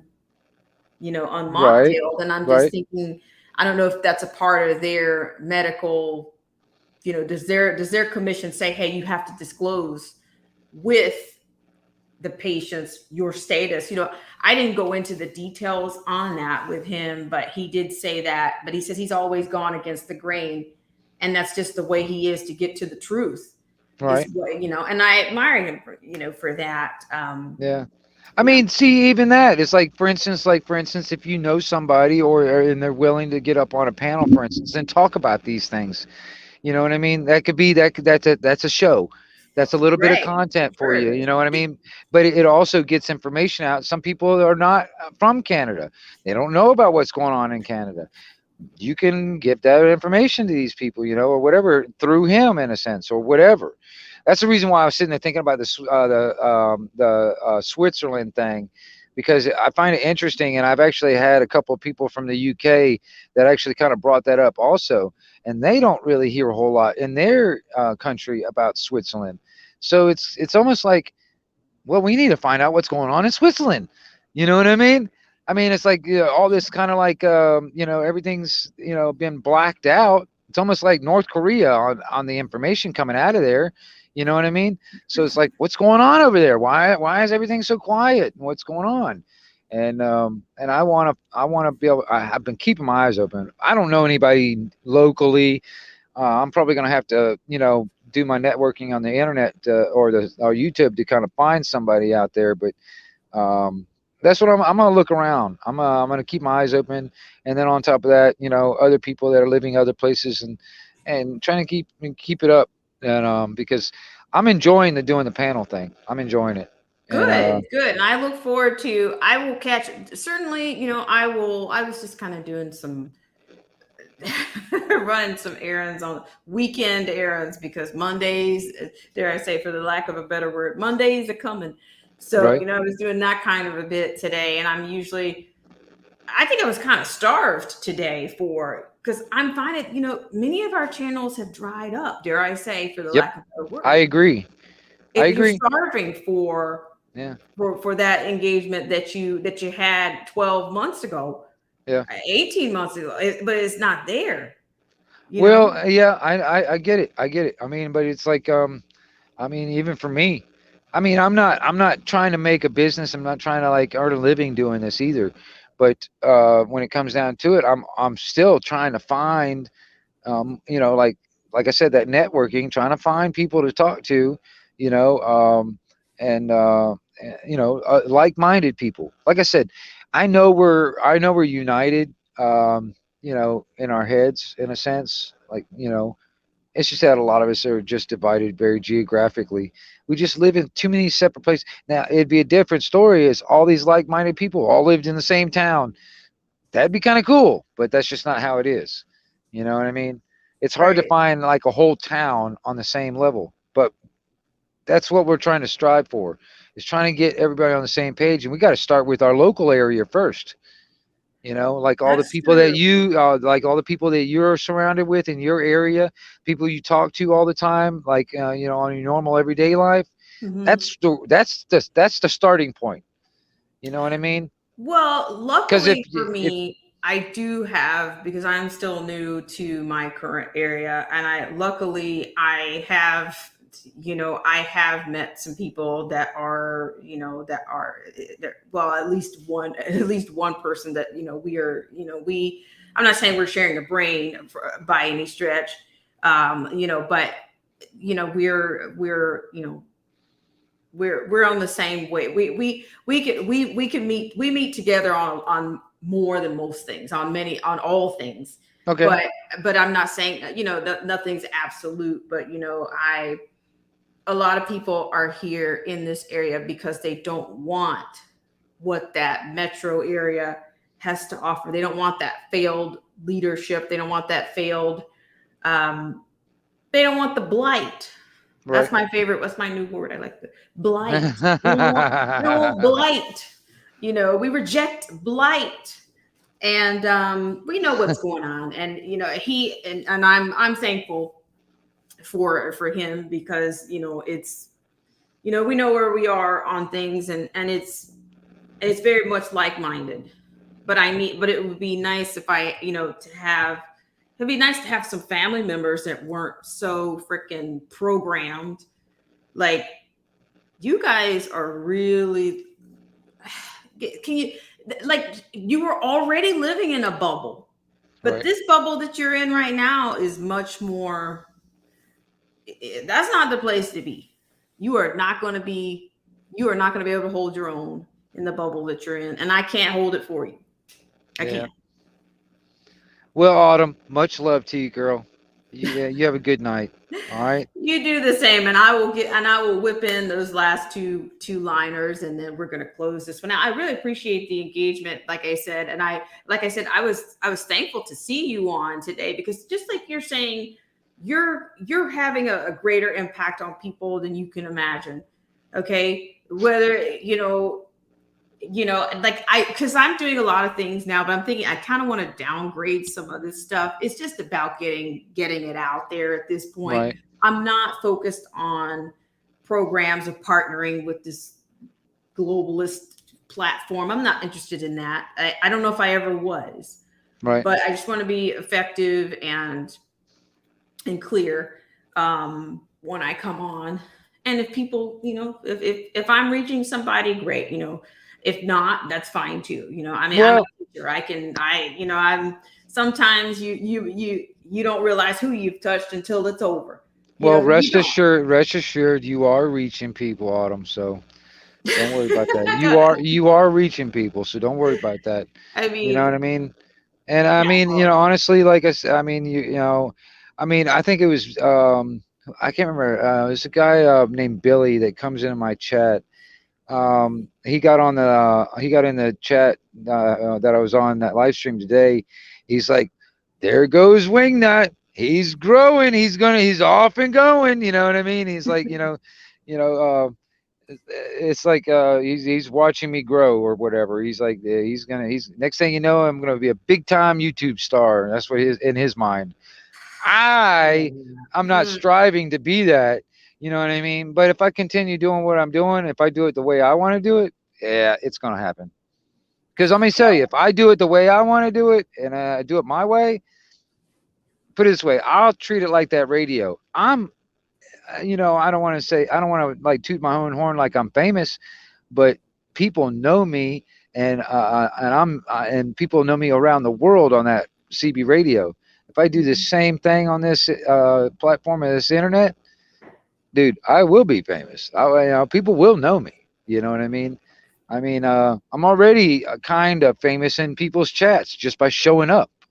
You know what I mean? People notice that I'm in there, like, oh, I saw you on that chat. Oh, I saw you on that chat. Oh, I say, you know what I mean? And I was just me saying hi or just showing up. You know what I mean? I'm kind of unfamously famous. You know. there you go. Do it your way. Do it your way. So Yep. yeah, I really appreciate you. And ladies and gentlemen, this is Anarchy Television. Check him out. Like I said, check him out. And I say that because, we never know where YouTube and acquaintances are going to take us, here. And yeah. You guys So have there a you good. All right. Well, thank you so much, Anarchy. So I want to say hello to Cass Love, 111. Yeah, 111. Thank you so much for coming in. I appreciate the support. And Cute Puppy Variant has given us some great feedback. And that was Anarchy Television. So you guys want to get over there, and you got the thumbs up from the man himself. So I appreciate it. Let me read a couple of these comments, and then I'm going to give us our 2 headlines really quickly and get us out of here. We have had a spirited conversation, and it's my goal to do this in 20 minutes or less. So Cute Puppy Variant says, having escaped more than one crazy religious cult, I can tell you that cultists will never read anything you put in front of them. Never. Point well taken on that. And also shout out to Tyrant's Bane. I think Tyrant's Bane's going on a different handle right now, but I'll catch up for sure. Thank you so much for coming in and for supporting Tyrant's Bane. And Cute Puppy Variant again says it is an age-old promise of getting something for nothing. He also says going berserk on hapeless cashiers is probably not the best approach. And finally, he said the Jedi mind trick is a real thing. I have cold, hard cash that I'm ready to spend in your fine store. You don't really want to spend your life checking silly passports, do you? Thank you. That's a great commentary coming out of Cute Puppy Variant per usual, aka Joseph Francis Burton. Thank you so much, Joseph Francis Burton, for supporting. And Joseph Francis Burton said here that he's been subscribed here since last July. He's learned an enormous amount. Well, and I think that I'm happy that you did. I mean, I try to share things that I not only I'm curious about, but it's just something in me that says, hey, I want to share this. And I don't know. It's actually I find it's good. It's good for me. And if somebody gets something out of it, I'm really happy about it. So with that, that's going to take me to the second liner of today. We started out with the scientists create first living robots that can reproduce - study. We started out with that one. And now we're going to move on to what I call our mocktail missionaries. And you guys know what that means around here when we have mocktail missionaries. We've had them, from all walks of life. Some of them are like the ghost. They just kind of keep showing up. So we're going to go to, I'm going to take you to that liner right now. Thank you guys so much for tuning in to this segment of Black Spring with Autumn. We've just 2 lines and we're out because we have been on for a whopping 3 hours this evening. So I'm going to take you to a liner that concerns Dr. Evil and Barack Obama visit elementary school to push, the mocktail in an age group responsible for 0.00012% of fatalities. Dare I say? Here I'm going into code, bad code at that.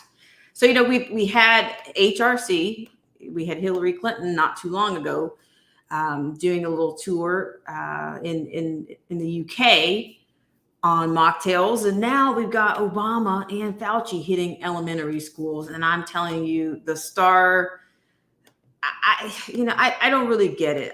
I've never fallen over anyone. Just not quite like I've seen people fall over this personality. But you know what? Let's just go ahead and go there right now. I appreciate you guys so much for tuning in and for hanging in there for all this time. I really appreciate it. So let's go there right now. So just to recap here. Thank you guys.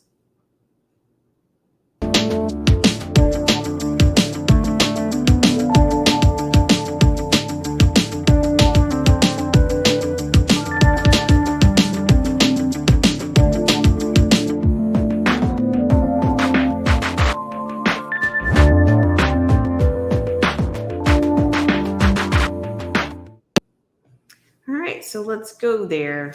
Thank you guys so much for tuning in. We are at a whopping 3 minutes. I mean, we're at a whopping 3 hours and 4 minutes and 39 seconds. So thank you so much for tuning in. And thank you guys so much for picking up the phone and calling in, so to speak.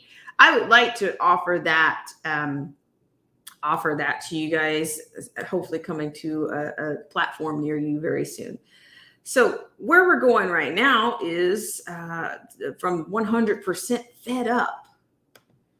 All right. Thank you guys so much for tuning in, and give me a negative if you cannot see this liner. Okay. According to this, Dr. Evil and Barack Obama visit elementary school to promote the, you know what, the mocktail. All right. According to this, this was released on December 2nd, 2021 by Pat McMurray, the penman. Dr. Evil and Mr. Cool visited Kimball Elementary School in Washington, D.C. in an effort to, convince the kiddies who fall primarily into the 5 to 11 age group to get the mocktail. Okay. So as you can see here, we got the stars of the show right here, and it's just, I'm not sure what they're handing out there, but it's not candy is what I'm pretty sure of. According to this, it's curious that Barack Obama, who earns up to $400,000 for one speech, would waste his time traveling to an elementary school with Dr. Evil to convince the kids to get the mocktail that's responsible for that percentage of fatalities.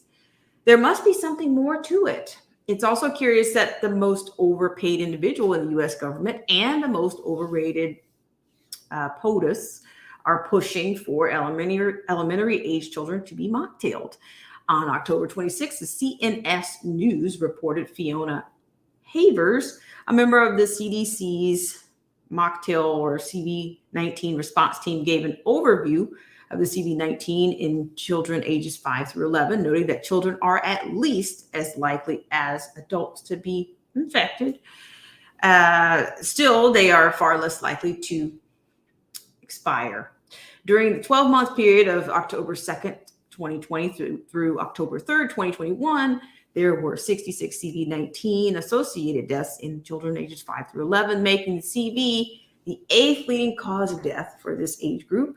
Behind accidents, 969 deaths, malignant neoplasms, 525, congenital malformations, deformations, and chromosomal abnormalities, 274, assault/homicide, 207, heart disease, 115, chronic lower respiratory diseases, 107, influenza and pneumonia, 84, intentional self-harm, suicide, also 66 deaths. Between January 1st, 2020 and October 16, 2021, only 94 kids ages 5 to 11 have expired, which is that 0.00012% of the 723,880 total CV fatalities through the week ending October 16, 2021. And it is 17.34% of the 542 children ages 0 to 17 who have passed since the pandemic began. Now, watch Dr. Evil and Barack Obama pander to the students and parents at the Kimball Elementary School in Washington, D.C. Are you guys ready? Okay, so I'm going to play this. Let me know if you don't get the sound. I'm going to play it. Hopefully you can see it and it won't just direct me to Twitter.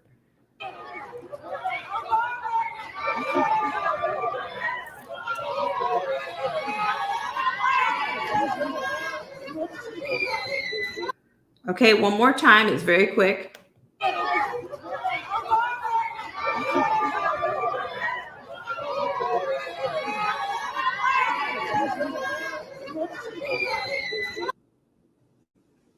Okay, you see that rock star quality? I only in America, right? A bizarre stuffed animal in the tweet below with a face flag completely covering its face is part of the Fauci-Obama campaign for kids. Okay, you see that? What kind of mammal is that? I don't know. Is it a elephant? I'm not sure.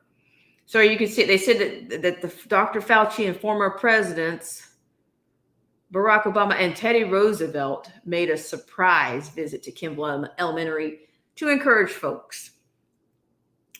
Now, as you guys can see, even some of the schools in Chicago, they even had mocktail holidays where they took off. They combined that with Veterans Day. So yeah, I'm not surprised, but I am surprised, but not, because when you're trying to reach a certain, when you're targeting a specific group of people, that's what you do.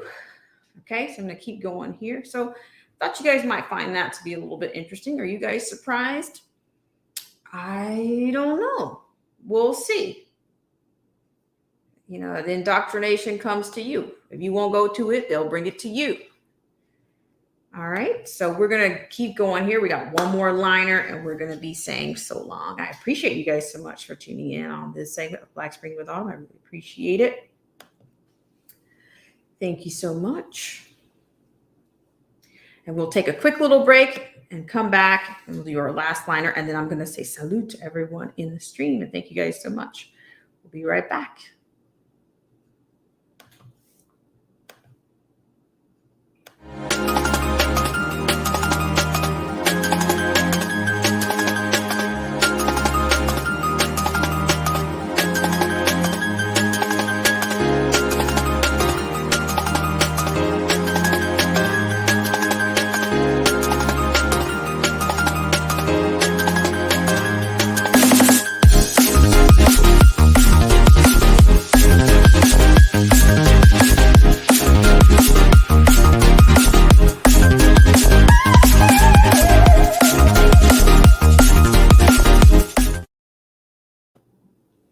All right. Thank you guys so much for tuning in. So our final liner today will come from Reuters, and they're talking, there's a liner in which there's potential for SERD Pharmaceutical Company, ending with an RNA, can be sued. So we'll see.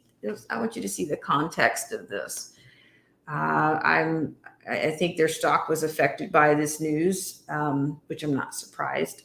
So we're going to go there in just 1 second. So we're just going to load that up, and then I'll come back in and say salute to everybody that tuned in, and thank our guests that came in. Hope you guys are doing well out there. Thank you so much for tuning in. Okay. So this is an interesting context here. Okay, so this is coming from Reuters. I'm actually surprised that this is still up, or would they even admit that this is even on the docket per se? All right, just a little bit of lag there.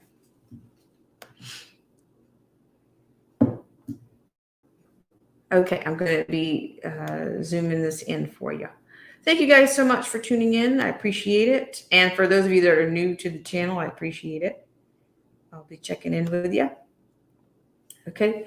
So according to this, it says that Moderna could be sued over mocktails as the court upholds Arbutus patents.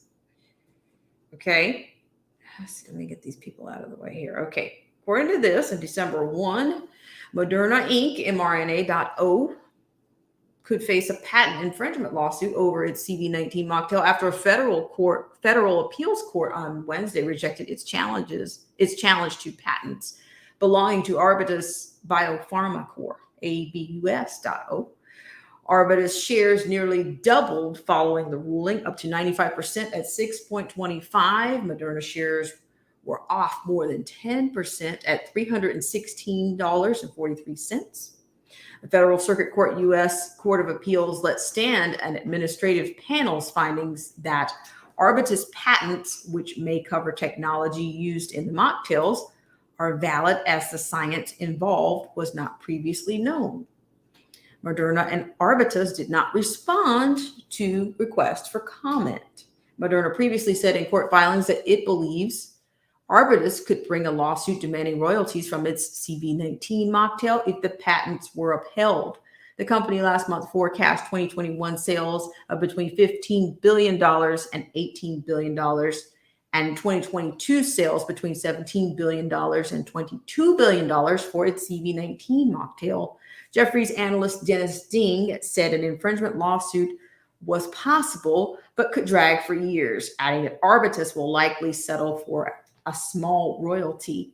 Quote, when you're thinking about the revenue opportunity from the mocktail, so just like 10 billion to 20 billion annually, a small low digit royalty is immaterial to Moderna, quote, he said. Both patents in question involve the so-called lipid nanoparticles that enclose the genetic material known as the messenger RNA, mRNA, in the mocktail. The technology could prove useful in developing future mRNA based on mocktails against other illnesses as well. Moderna initially challenged the patents before the U.S. Patent Trial and Appeal Board, part of the Federal Patent Office. The board agreed with Moderna that some portions of one of the patents were invalid, but otherwise sided with Arbutus, and the Federal Circuit upheld its findings. The patents are licensed to Genevant Sciences, Inc., a company launched in 2018 by Arbutus, and Roivant Sciences Limited, ROIV.O. Roivant owns about 80% of Genevant, and Arbutus owns the remainder. Moderna is also embroiled in a months-long patent conflict over the CV19 mocktail in the U.S. National Institute of Health, NIH. NIH has asserted that 3 of its scientists helped design the genetic sequence used in the Moderna's multi-billion-dollar mocktail and should be named on the patent application, a claim the company disagrees with. The companies maintain that the mRNA sequence in the company's mocktail was selected exclusively by Moderna scientists and without input of NIH scientists. You see the bone scrap here? See, these people are telling on themselves. But the more this, if it comes to light anymore, you know what I mean? Will they care? You know, the people that are not paying attention, you know, they won't care. You know, they won't. All right. We have a few comments here, and I'm going to be saying salute to everyone. I really appreciate it. Cute Puppy Variant says kids are 99.9999% likely to survive. And what good will a 90% effective mocktail have with a test group that is practically immune? Thank you very much. Good question. Cute Puppy Variant says, how do you even test effectiveness on immune sample group? And Tyrant's Bane TDOA is here. Thank you so much, Tyrant's Bane TDOA, for coming in and coming back to see us. And Cute Puppy Variant says, do kids really get excited when old people like? I'm sure the adults were more into that. You know, that's who was doing all the yelling. You know, in that particular clip, at least that's what I can see. I'm just saying, good point, good point. So thank you guys so much.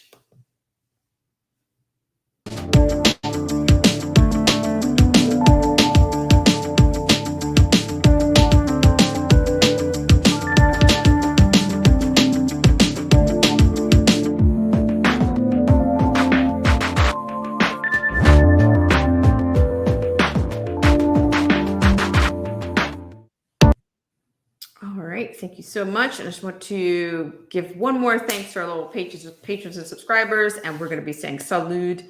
And thank you guys so much for chiming in or picking up the phone on our bot part of the conversation. And thank you to Tyrant's Bane TDOA and also to Anarchy Television for coming in. I really appreciate it. We will be right back.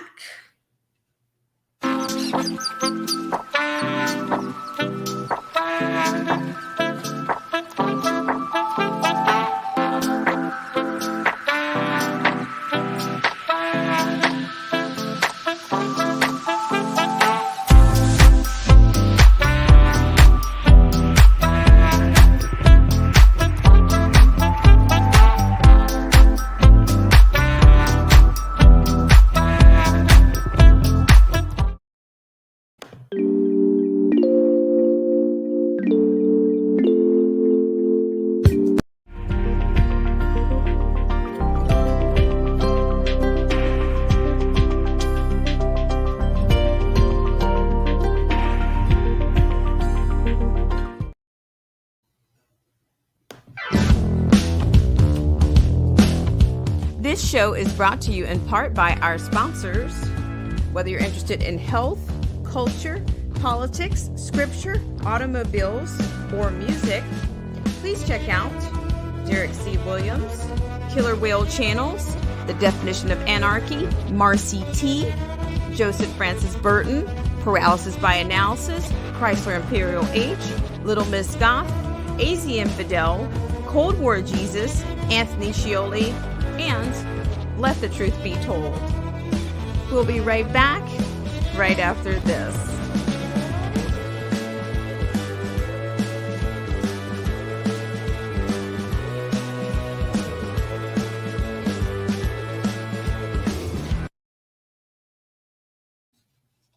All right, guys. Thank you guys so much for tuning in to our Sunday. And I want to say thank you guys so much once again. This is the longest stream that I've been on in a long time. So I want to say hello and thank you to Jermaine G. Thank you so much for coming in. I really appreciate it. And Tyrant Spain TDOA, thank you so much for supporting the channel as well as coming in and picking up the phone and contributing today. Thank you so much. Luciano, thank you so much for tuning in. I appreciate it. Anarchy Television, thank you for coming in and supporting the channel.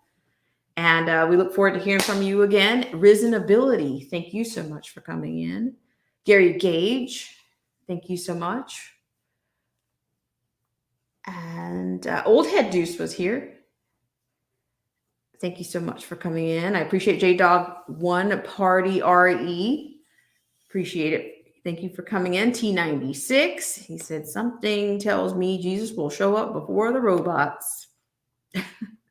Well, one can only hope, right? One can only hope.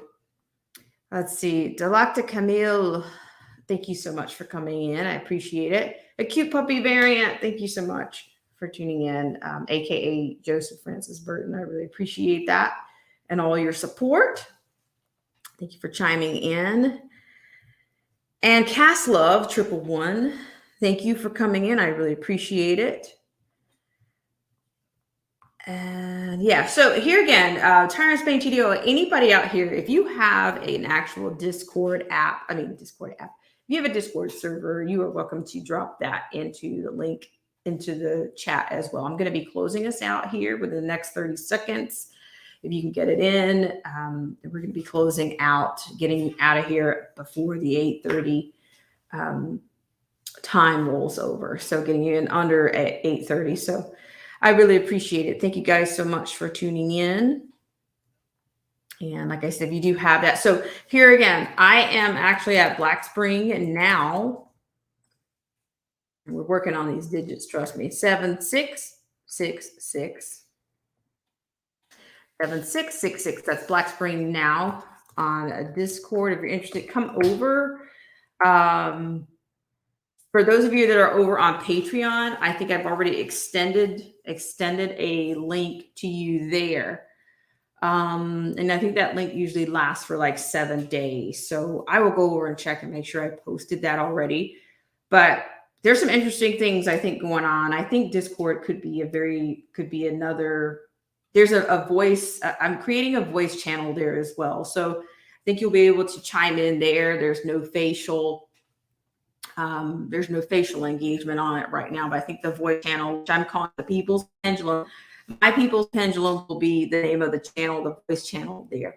So there we go. Discord for Tyrant Spain TDO. Please take advantage of that right now if you're interested, because you definitely want to get, let's see, I'm going to definitely grab this for myself. So yeah, go ahead and grab that. We're available. And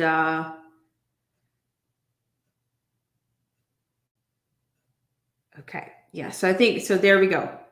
Yes. And maybe I can drop mine out here if I'm savvy enough. So yeah. So of course there are opportunities there on over on the Discord server. And if you're interested, just come on over or send me an email if you have questions. But just go over and keep an eye on the community tab. Thank you, Tyrant Spain TDOA. I really appreciate it. as I am certainly going to be picking up the pace over there.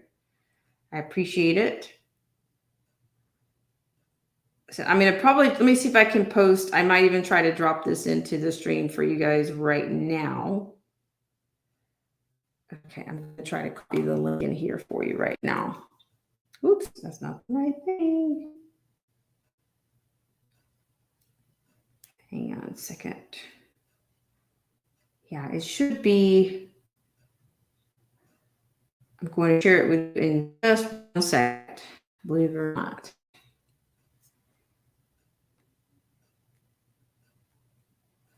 Okay, let's see.